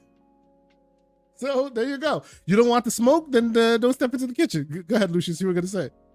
What I will say is that, like, one, everyone's been asking for an Assassin's Creed in Japan, right? For years. Ghost of Tsushima beat them to the punch. Now, obviously, Ghost of Tsushima, as amazing as it isn't fully an Assassin's Creed game. If you really enjoy Assassin's Creed games, then you see what Ghost of Tsushima lacks. But what I would say is Ubisoft needed to find a way to differentiate themselves from Ghost of Tsushima. And one way that they chose to do that was 2 characters. Another way to do that was to choose Yasuke. And when I say that, people think, oh, they chose Yasuke because he was black. No, they chose Yasuke because he is a unique character during a very unique time. And isn't it more interesting to play the unique character in that unique time in comparison to just playing anyone else during that same period of time? I mean, Tinfoil Kufi Cat. Tinfoil Kufi Cat. I would say even, like, I would put the Kufi on real quick and say somewhere deep inside the bounds of Ubi, because I've heard some of how Ubi's pitching process goes and all of this. They knew this was going to be a lightning rod. I can't prove it. I can't point to any bit of evidence, but they knew that them doing this would cause enough smoke in one way or one direction or another, which might also help the game. Right. Yes. I won't deny that. Yeah, probably. But I would think they knew this was going to do this. But I think that even with all of that, you have to understand that the top powers at Ubisoft have been caught saying on multiple occasions, like, no, let's not put women in the game. Let's not put like people in the game. So like this isn't coming from like a group of like for altruistic people, right? Like it's not coming from. There have been developers and artists who show what their character was, and by the time it went through revision after revision after revision after revision, 6-7 likes. It goes from that's right. Either it goes from a really hot black girl to a really hot white girl, or it goes from a really hot black girl to your grandmother. Yeah, and that's how it transitions. They've done that. They've shown it. They make the black characters look like Amanda Waller from the DC universe. yes, they've revised, and the artist who drew it at first has come out. I can even show the videos of it, the pictures of it, has come out and said that this was my original idea, and by the time it hit release, grandma, like it's happened. So these people are not innately altruistic or quote unquote woke in the perception that they want to say something or stand on some kind of business. There is more to it than just that.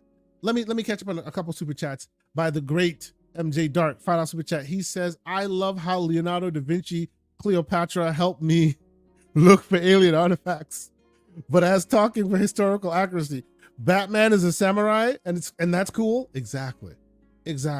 Right. That tends to be my argument. We only pull out the historical accuracy card when it's a person that looks like this guy, right? He then says, another $5 super chat, Rise of the Ronin allows you to customize your character during a historical period in Japan, and no one is upset about playing a person that never existed. This is exactly my point, right? When Yoshi P came out and said that in Final Fantasy they could not put black people in it because he wanted for historical accuracy, people all just went, and I was like, and chocobos existed? Yeah, and dragons and chocobos were fine? And like summons, there's summons in the middle. So you're telling me that you can have two summons fighting each other, but you can't have black people? That's crazy. This is my point, right? And look, we love video games. We take in all video games. When I was young, I loved, I still do, love movies, love all of that stuff. And all of that tends to be Caucasian culture, by and large, because they are the loudest voices that tend to speak. Don't take anything away from them. Many of them grew me to the person I am today. I hold them in the annals of greatness, right? It's just when these small instances show themselves, which I've said this again, when a revision, when a variant of your stereotypical game, and I call stereotypical because we have many instances in this kind of genre that depict this kind of game, but it has a Japanese protagonist, right? Again, the main line that I hear from Japanese folks is that they want more diversification in how they are depicted. Not always a samurai, not always a ninja, right? That's what we hear a lot from Japanese audiences, and rightly so. Everyone wants to see themselves represented in all the ways that they feel they should be represented, right? That is not the issue. The issue isn't that there should be a Japanese person here. The issue should be that in any game, there should be Japanese folks represented that don't necessarily have to always be like depicted to the specific time period or this specific genre. Right. That's what I have heard them talk about. Wouldn't it be cool if the newest season of Call of Duty, the main face, that instead of like this Latina chick that they currently have, it's like a Japanese dude? Wouldn't that be crazy? Like for the first time. That is what I'm hearing. There you go. That's what I'm hearing Japanese advocates advocate for. We want to be everywhere. And I've heard that. I've read that. And I agree, because just like they do, so do we. So do every video game lover who maybe not is getting depicted the way they want to be depicted, right? Like the problem is not that they are misrepresented, or the problem is not that they're not misrepresented. The issue that they have is not this issue. And that's the reason why when we have this conversation and people want to stick it to stay to the sticking point of Yasuke, I think that as a dog whistle for the disingenuous among us. Everborn, I know you've been quiet for a while. I know you're this conversation brings up heavy undertones. We're here for that grown man talk. It does, but I'm also bored of this conversation now. Like people, nobody's listening to anybody. People are dug in on their corners on it. I don't think that there is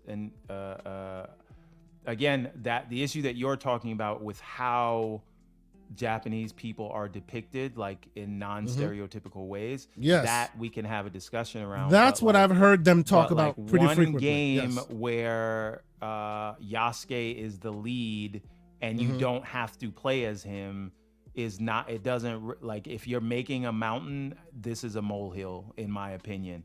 And if you want us people to acknowledge that some people might be upset for whatever reasons, okay, sure, but like, we're also not going to pretend that this is not an election year, that this is not just the more culture wars infecting video games like it always is. We're not going to pretend there's not some dude that's going to scream about pronouns about this. Like, that is what part of this is.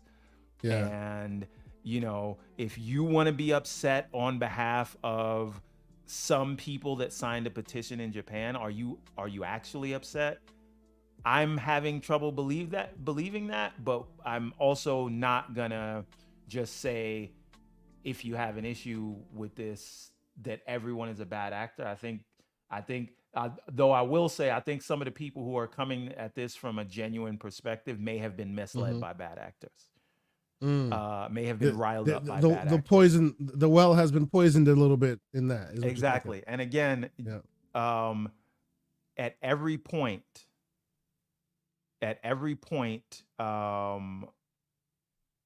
you know, there is, and I don't want to say correlation is causation, but like at a certain point, you start to turn your head to the side and you say, well, every time there's a game and there is and they add a black person to it, right? We saw this with Angry Now we got to speak about. Speak about historical. Right? We have this conversation every time, so you'll excuse me. Let me put my camera on. Look in the camera. Right. You will excuse me if at a certain point I don't start to get the side eye and look at these debates and see the connection between every time you see a black face put into these things. That being said, I'm not saying everyone that has an issue with Yasuke, I can't empathize with you, but I'm not saying that everyone that is coming from this is a bad actor, but there are bad actors in the well. And we can leave it at that. And the next time, and the next time there is a black character added to a new or an existing franchise, I can bet, and everyone in here that thinks we're choosing a side or whatever, the next time there's an existing franchise and they add a black character to it, we're going to be right back here having this same discussion again. Oh yeah, I guarantee absolutely. you. Absolutely. So and when they add a white character to a location where they would not normally be, we won't be having this conversation. That is the point. The energy is never the same. Dorian Gray. Oh, okay. Highlight that comment. His last comment. Which one? And I don't. His last comment. We're gonna take aside from the fact that this comment is royally offensive, but we're gonna highlight it anyway. It's dismissive, it's royally offensive, whatever, right? Again, the thing is, Dorian Gray, I'm going to ask you, do you believe Yasuke existed, and do you believe there's any place for Yasuke, a samurai who existed in Japan? Do you believe there's any place for that character to be in a game? Yes or no? Yeah. That's a good question. If your answer is no, then you have some things that you have to think about. There is a place for him, says yes. but not here. Yes. So the answer is yes, Yasuke has a place. So what is your issue then? Yeah. Because if he existed, in that time period, and we have all this evidence to that fact, then what's your issue? Yeah, and my thing is if there was a Puerto Rican who was dealing with the same things that the people at Roots were dealing with, and like being beaten to a pulp, if that person existed during that time and experienced that with them, then yes, their story should also be told. But if that person didn't exist, then let's not make them up. But this person, Yasuke, did exist. He did exist. And so because of that, he existed during this time frame, and it makes sense to tell that story.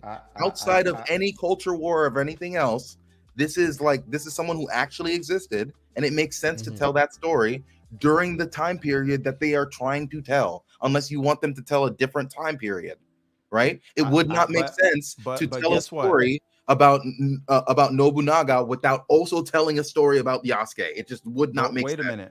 Wait a minute. I have a retort to that, to your scenario, which, did you catch any one of us right now when 12 Years a Slave came out and there was a white slave? He was more of an indentured servant, but he had to live with the slaves, right? I believe it was Scoot McNeary. We didn't have that issue because that was in the book. The character was in the book. They came in, right? None of us had that issue, right? That's basically your scenario, a Puerto Rican in roots, right? There was a white slave in 12 Years a Slave. Yes. Did you get mad at that, Kay Asante? Absolutely not. Did you get mad at that, Dorian Gray? Did you get mad at that, Infinite Umbra? Did you get mad at that, Lucius Augustus? No, I did not. Yeah. Character was in the book, right? So and speaking of historical accuracy, these characters, these slaves being part of that experience has always existed.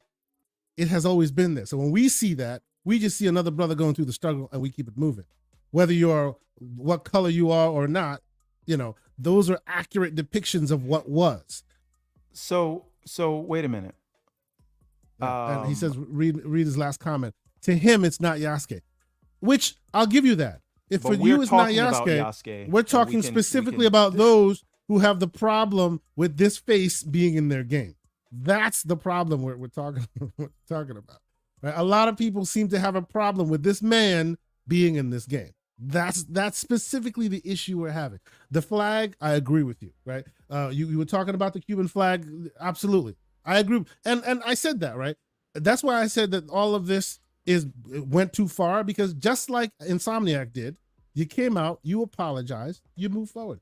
You didn't hear them then say, flag. Go ahead. Oh, nobody would have complained about this, because everybody agrees that they messed up with putting a wrong flag inside of a thing without asking permission. That's right. From those people. Nobody disagrees with that. Yes. The problem is way too far. Yeah, in the Insomniac example, when they made, I will. In the Insomniac example, when they made this apology, you didn't hear them talk about the fundamentals of Spider-Man and why he should be where he is and why he's not. Like, Ubi brought themselves this smoke by going further than just the apology for the flag.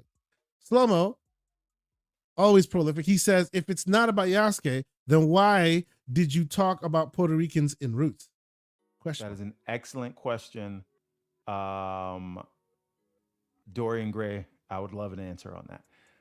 There you go. Real quick, let's take a breather and let me read this quick super chat from Freddie Fox, $2 super chat. He says, black men, I think he says black men in Japan, black men on a dragon, and a black holiday. I don't understand that. Please elaborate in the chat. We would like to understand your meaning there. Again, BM in Japan, BM on a dragon, so and a black holiday. And that's Yasuke. Black man on a dragon. That is spoilers for the dragons. Yeah. Holiday, that's just Juneteenth, like the most recent. Yes.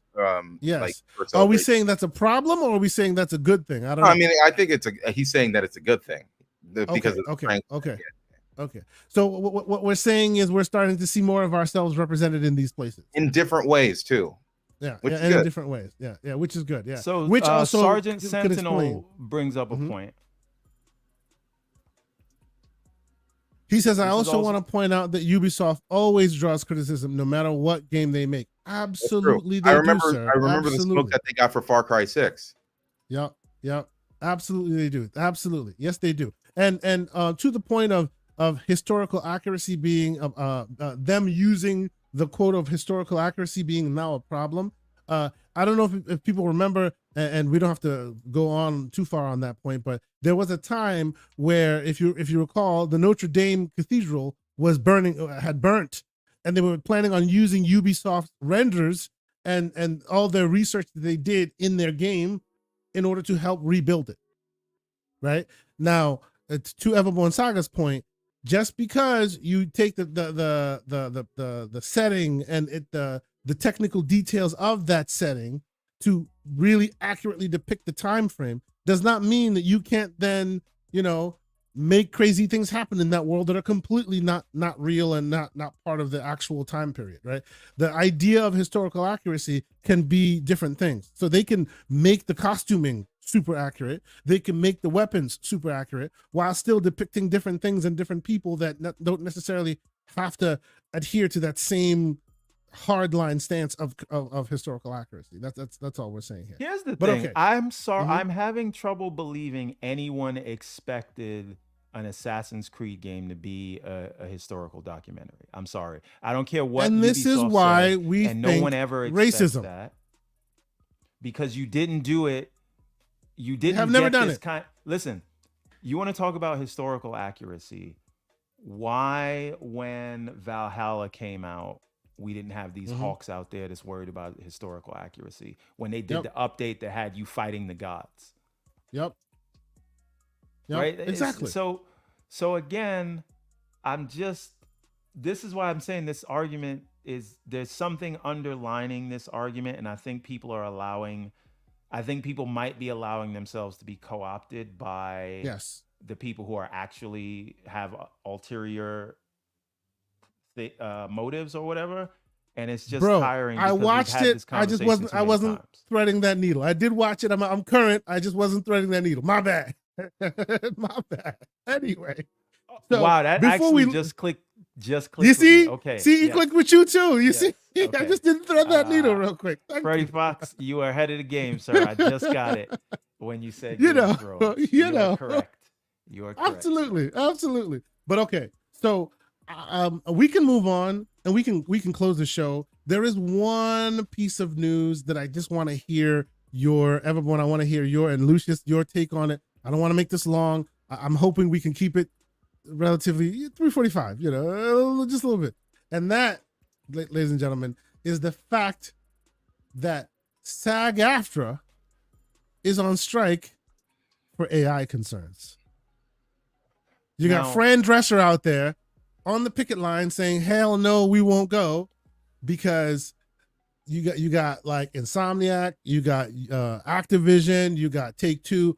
All of them have gone too far in their estimation, in the union's estimation, that they've gone too far in the AI direction to the point where it's going to affect the bottom line of the people that have been working on these games for a long time. And these are the voice actors and all of that. Everborn Saga, you and I have been having these conversations about AI and the slow moving robotic overlords, for a while now. I don't know if you paid attention to this.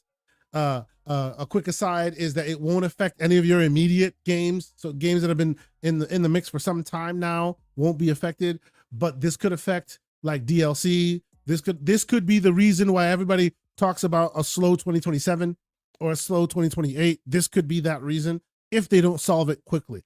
If it's over 60 days, it will definitely cause delays. Everborn Saga, what are your thoughts? Here's the thing. If it does cause delays, then they'll just use AI.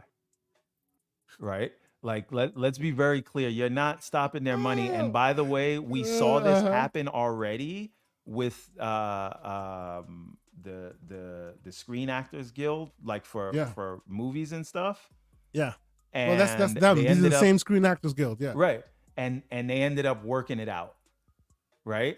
And it was a deal that was more favorable to the bigger people in the industry, but not so much to the smaller, to the little people. guy. And I think, and again, video game voice actors do not get paid a lot of money. And if this is what they do, I think magically we're going to see that they come to an agreement in and short by the order. way, Because they're going to come to something similar to what they did with Netflix and all these other streaming guys in terms of AI. A quick thing on this, and reading through this, like, kind of helped me with my education on it. The reason why they feel like they are owed something is because a lot of this is not just AI doing what you do. It's literally AI using your body of work to then cut you out.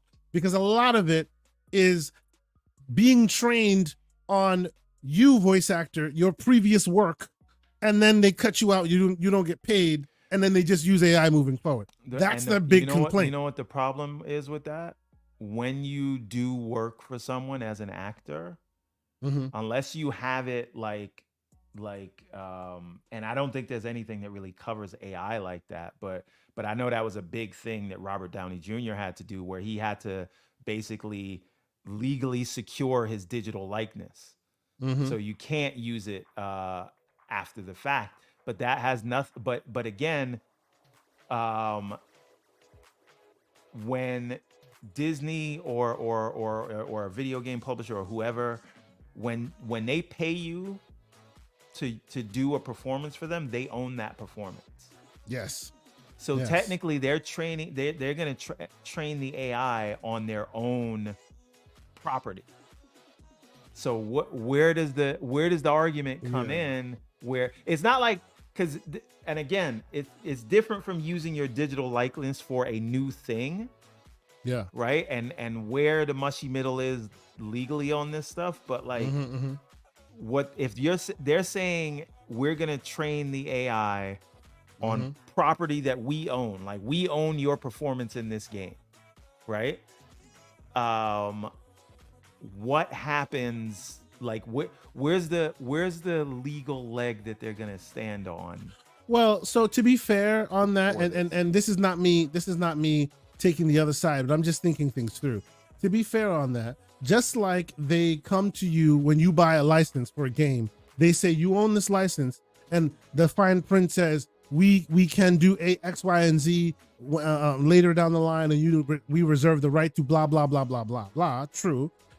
Is there not an argument to be made that when you were hired to do this work, you were hired to do this work for this purpose, and there was no information given to you to say that we then reserve the right to reuse your assets in perpetuity for future projects, and you have no rights or benefits to them? There was nothing like that in the mix. Well, again, there's gonna be. And Lucius, I know you want to get in there. There's a difference, and I'll let Lucius go after this. There's a difference between, and again, if the concern is you cannot do like what OpenAI did with Scarlett Johansson's voice, which is use the AI to make my voice again.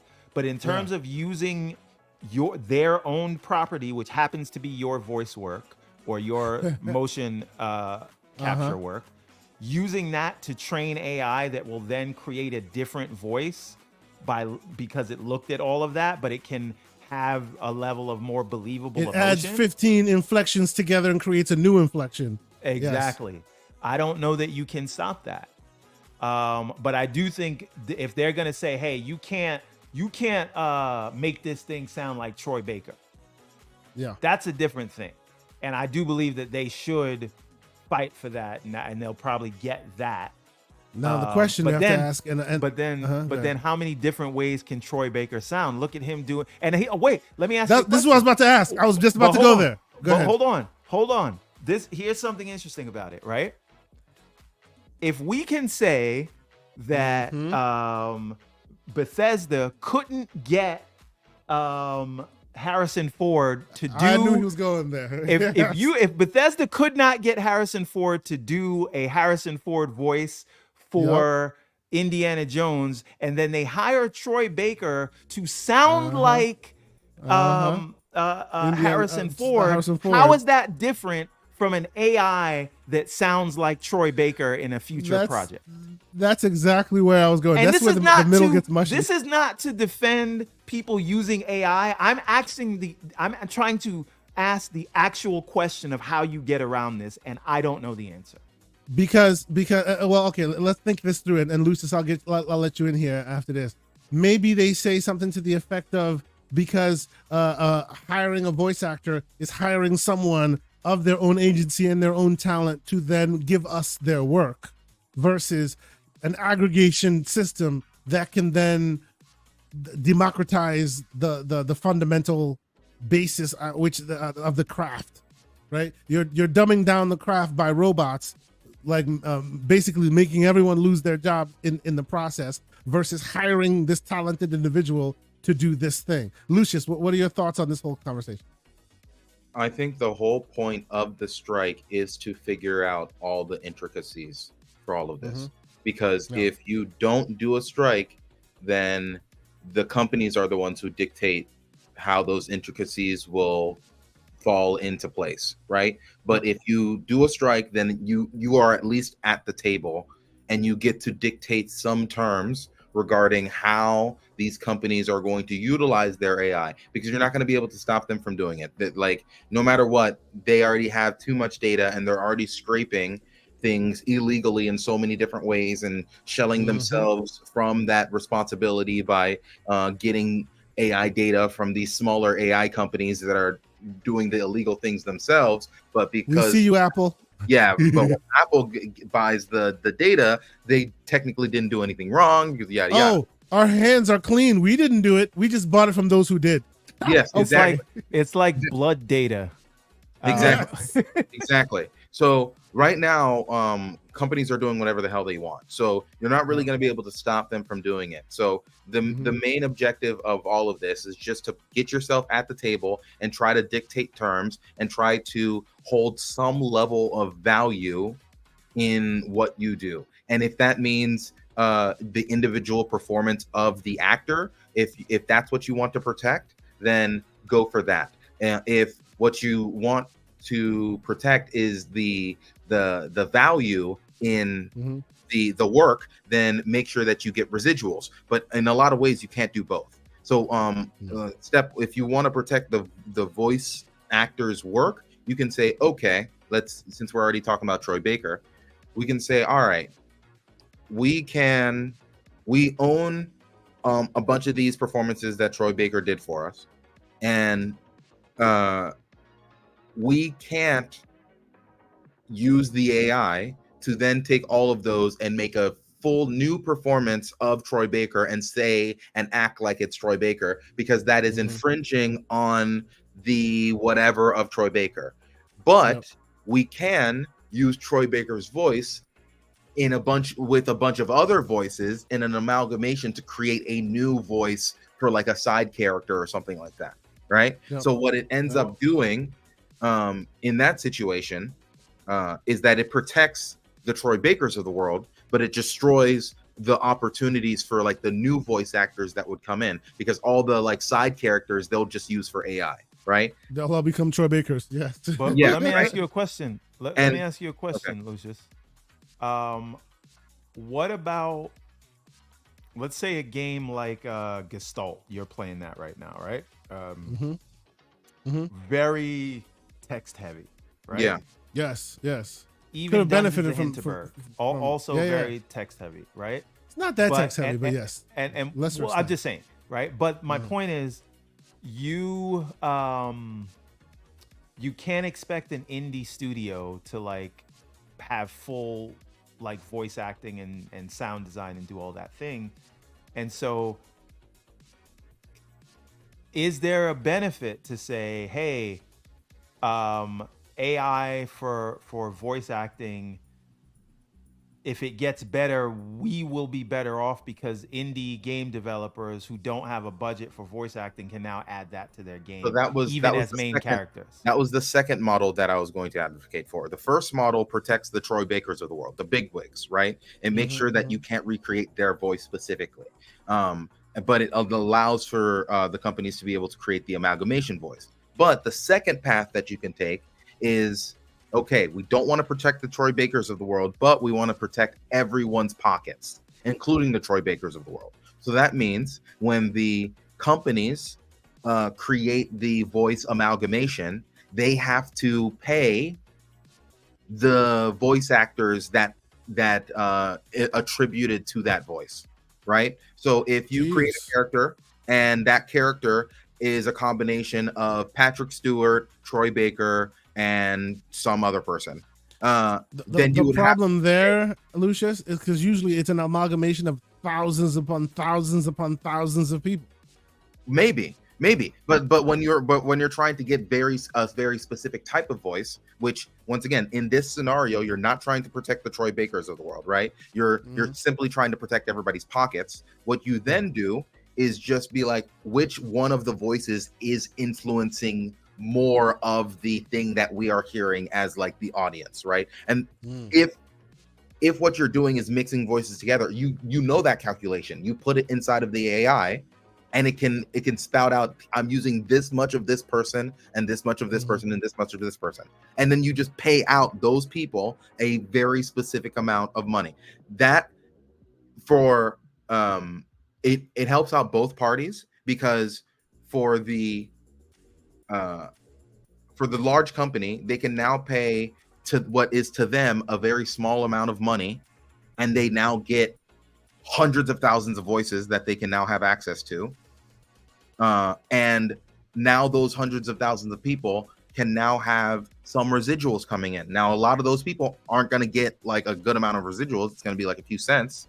But if you're like a very good voice actor, and you've put work into your craft and everything, and the samples that they have of you are very good, then it increases your usage, which increases the amount of payouts that you have.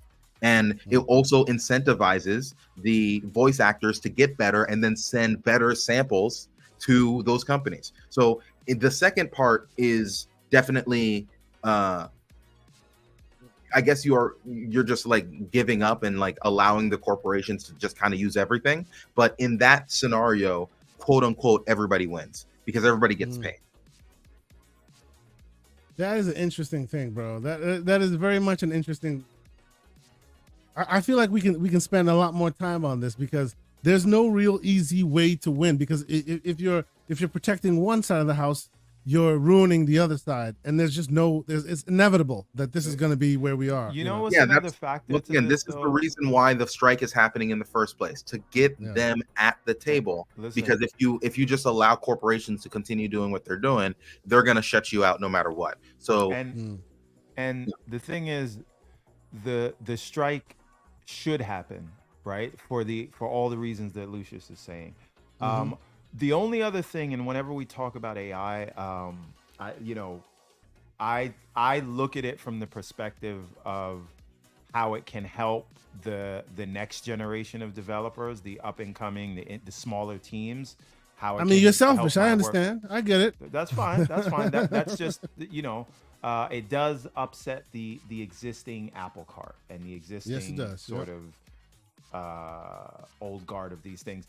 That being said, I always find it interesting about what is the right approach for what these AI companies can use to train their models, because I saw there was a thing where MKBHD said that his videos were used to train some AI workloads or whatever, and many other creators, and maybe our podcast is being used. And what is the if we're saying this is available to anyone publicly, right? So for example, if I go and I watch a video that teaches me how to use MonoGame, I watched that video for free, it was available to the public, I used it, I learned that skill, right? Do I owe the person who made that video any money? No, because your interaction with the person's video was just to watch it. The objective my objective was to watch it and learn something from it. Yes, but their objective was to create a video that people watched, right? And you watching it interacts with the mechanism that they created for in the first place. And because it's on YouTube, they are getting money via your watch.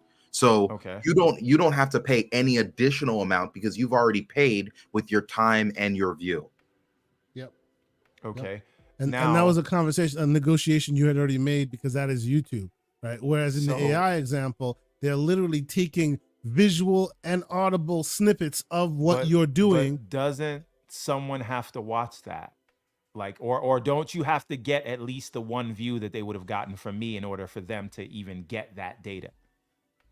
Not necessarily. They're not watching it the way you watch it. When they're scraping, they're not scraping the front end, they're scraping the back end, where it's not equaling us directly a view.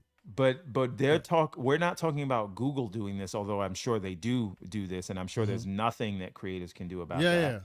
But let's say OpenAI looking at a YouTube video to train their models. They have to, unless they went and bought the data from Google, which Google would not sell because they're a competitor to Gemini. They had to get the data, download it.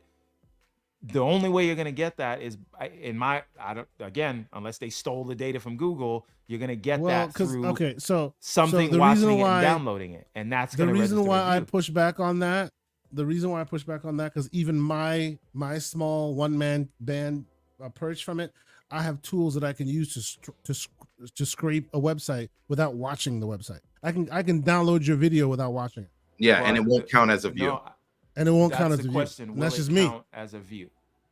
Me, myself, and I can go in right now to the back end of YouTube, even though I should not. Well, people don't have access to that. I can use a tool to go into the back end of YouTube and go, okay, I want the 4K version of this, and download it. I would never have seen it, but I have the 4K version of it on my hard drive. But this is my question, right? Can you do that? I know as a person with a channel, you can get your own video in the background. You can get your own video in the background properly. Right. But this is about anybody. Anybody. Yes. Now, is that, because if that is kind of illegally obtaining the video, correct? Yes. I'm not saying you did that. I'm not saying that's what you did. It is against the terms of service. It's against the terms of service. It's not illegal. It's against the terms of service. But those tools are legally acquirable and all of that. If OpenAI is doing this, are they going against the terms of service? Yes, they're going. Or are they obtaining it in a way that adheres to the terms of service? No. Yes. In most instances, a lot of AI are doing things that are against terms of service and against just typical like golden rule aspects of the internet, like the way that the way that websites interact with each other, the way that certain APIs interact with each other. A lot of that is based off of like an understanding of this is how it works. And if you go beyond that, then you're going really kind of into the malware territory. And so it can be argued that the way that a lot of the AI does things is kind of more towards in that direction. So a couple of things I'd say is I think a way, if they're going against the terms of service, a way you can mitigate that is give the content creator the same view credit that they would have gotten if somebody watched it. Because I'm of the belief if I, as a human, can wouldn't that watch be encouraging a video, it though? What? Wouldn't that be encouraging AI to continue doing what they're doing? Whether you encourage them or not, they still gonna do it. You can't stop them. No, well, so here's the point. To your point, right? And I've had this conversation with Kay offline many a times, right? Everyone around the world is developing their own AI, right? Other places around the world have a different view in terms of individualism versus community, right? I'm trying to say this as politically correct as I can. There are other places around the world where they think about the bigger picture. Yep. And no one has a choice, and they're just going to train their AI not only on the stuff in the Caesar model, or originates, the Caesar model.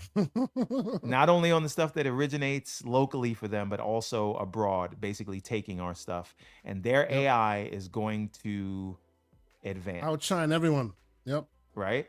Because they're not adhering to this pesky rule of law and terms of service crap that people are dealing with. And what does the world look like where we have like these kinds of hurdles? And I'm not saying these hurdles shouldn't exist. I'm just asking everyone to do a thought experiment.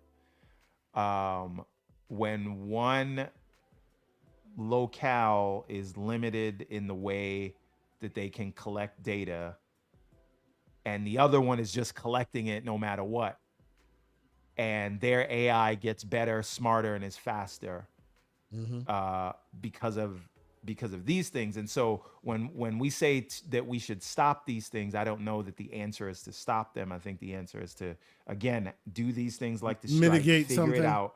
Yeah. But make no mistake, other places around the world are just taking this data and there's nothing we can do about it. And they're training their models, and their models will get better, and it will do more things than just create fake YouTube videos. It will do many other things. Here's my biggest question about that. Go ahead, Lucius. You get the last word. Then we're done. This kind of throws a monkey wrench into intellectual property, right?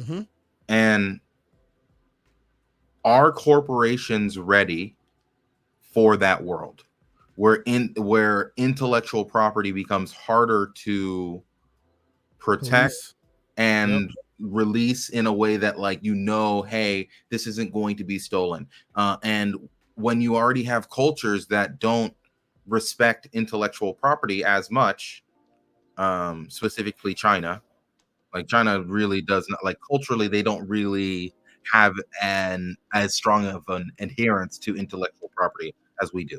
I'm not saying that that's a right or wrong thing. I'm just saying it is what it is. How is it that we're going to react as the West, who puts so much value on intellectual property, and that's how a significant amount of our companies are able to provide and recreate value quarter upon quarter? How does that react to a situation where you create a world where it's almost like an IP-less wasteland? And they're the ones doing this. The companies who have all the intellectual property, they're the ones who are like pushing us towards this future. So I asked them, are they ready for this future? That is a question that we cannot answer.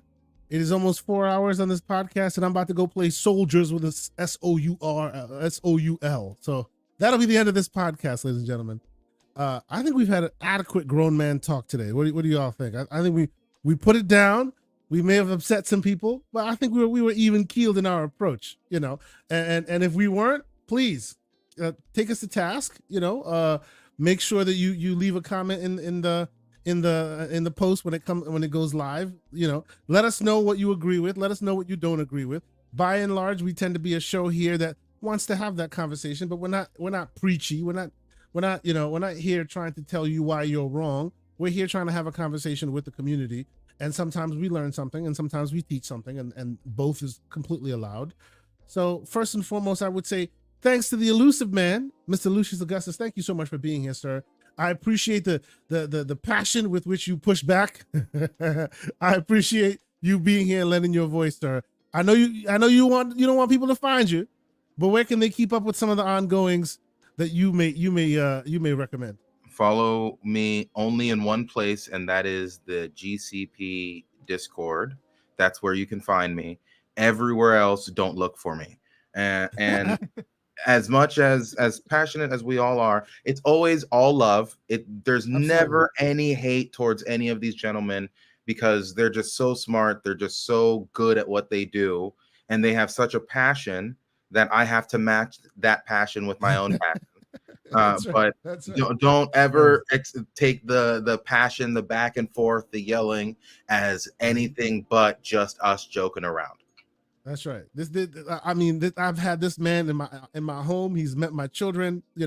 I love this man. He's a great human, and I love our back and forth. He makes me smarter, right? He pushes me, I push him. It's all love. And on that point, another man, I've been to his wedding. I've gotten a chance to meet and get to know his family. Mr. Everborn Saga, sir. When are we going to see more from you? What can we expect from you this week? Let the people know. I'm gonna do more waxing poetical about the ROG Ally X. Oh, I do need to say something. I know that I'm overdue on an article on the GCP website, which everybody go to the website. Also, Capono says Everborn did a lot better not cutting people off today. Look at that. Look at me. Look at that. Proud of myself. My camera's I probably did not do again, well. By the way. Apologies. But I think I'm ready for the CEG setup article, Okay. which is the big picture mode experience. Basically, you actually can turn off Steam input and everything will still work, even in big picture mode. So Aha. that is the Okay, key awesome. to adding your Game Pass games if they work, if they actually launch. But whatever, I'm not gonna get myself riled up again. That's the key to adding Game Pass games. You use an app called UWP Hook, and it can add your Game Pass library games into your Steam library so that you can launch them right from big picture mode. And that's what I do on my TV. And if you turn off Steam input, your controls will work and it'll still work in your Steam games. So I'm gonna write it all up and how you do it, how you get the experience. I think I got it now. And Excellent. between the ROG Ally X and the big boy PC, I can play all my games, whether they're in Game Pass, if it works, or Steam. Would you stop it with the slander?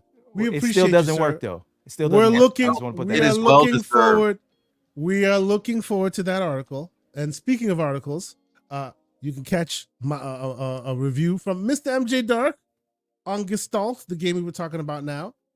Also, the great Infinite Umbra also lent his voice and gave us a verdict on Flintlock Siege of Dawn. We've had the great Hargeet Chani write an article about what Call of Duty on Game Pass will do. We've had many articles. We're now in double-digit pages, ladies and gentlemen. All articles that have the same kind of energy we try to breed on this show, which is evergreen content that you can come to at any moment in time, wherever you happen to catch it, and still have some and find some use for it as well. So we appreciate all our contributors. We hope to get more. Wink, wink, nudge, nudge. I'm talking to you there, Lucius Augustus. We hope to get more. But that's it for this week. You can find me. Actually, I might not be on Boom Show this weekend because I'll be traveling soon. We'll talk about the logistics of all that. I may be finding myself in New England sooner rather than later, but I'll still be doing the DW. I'll still be working from home, stuff like that. But until next week, it's been a great conversation. I hope we did not offend everybody. And those who feel offended because Yasuke's in their game, I say with the Daniel Glover face, good. Have a good weekend, everybody. And keep it gaming. Peace. Thanks for being on it.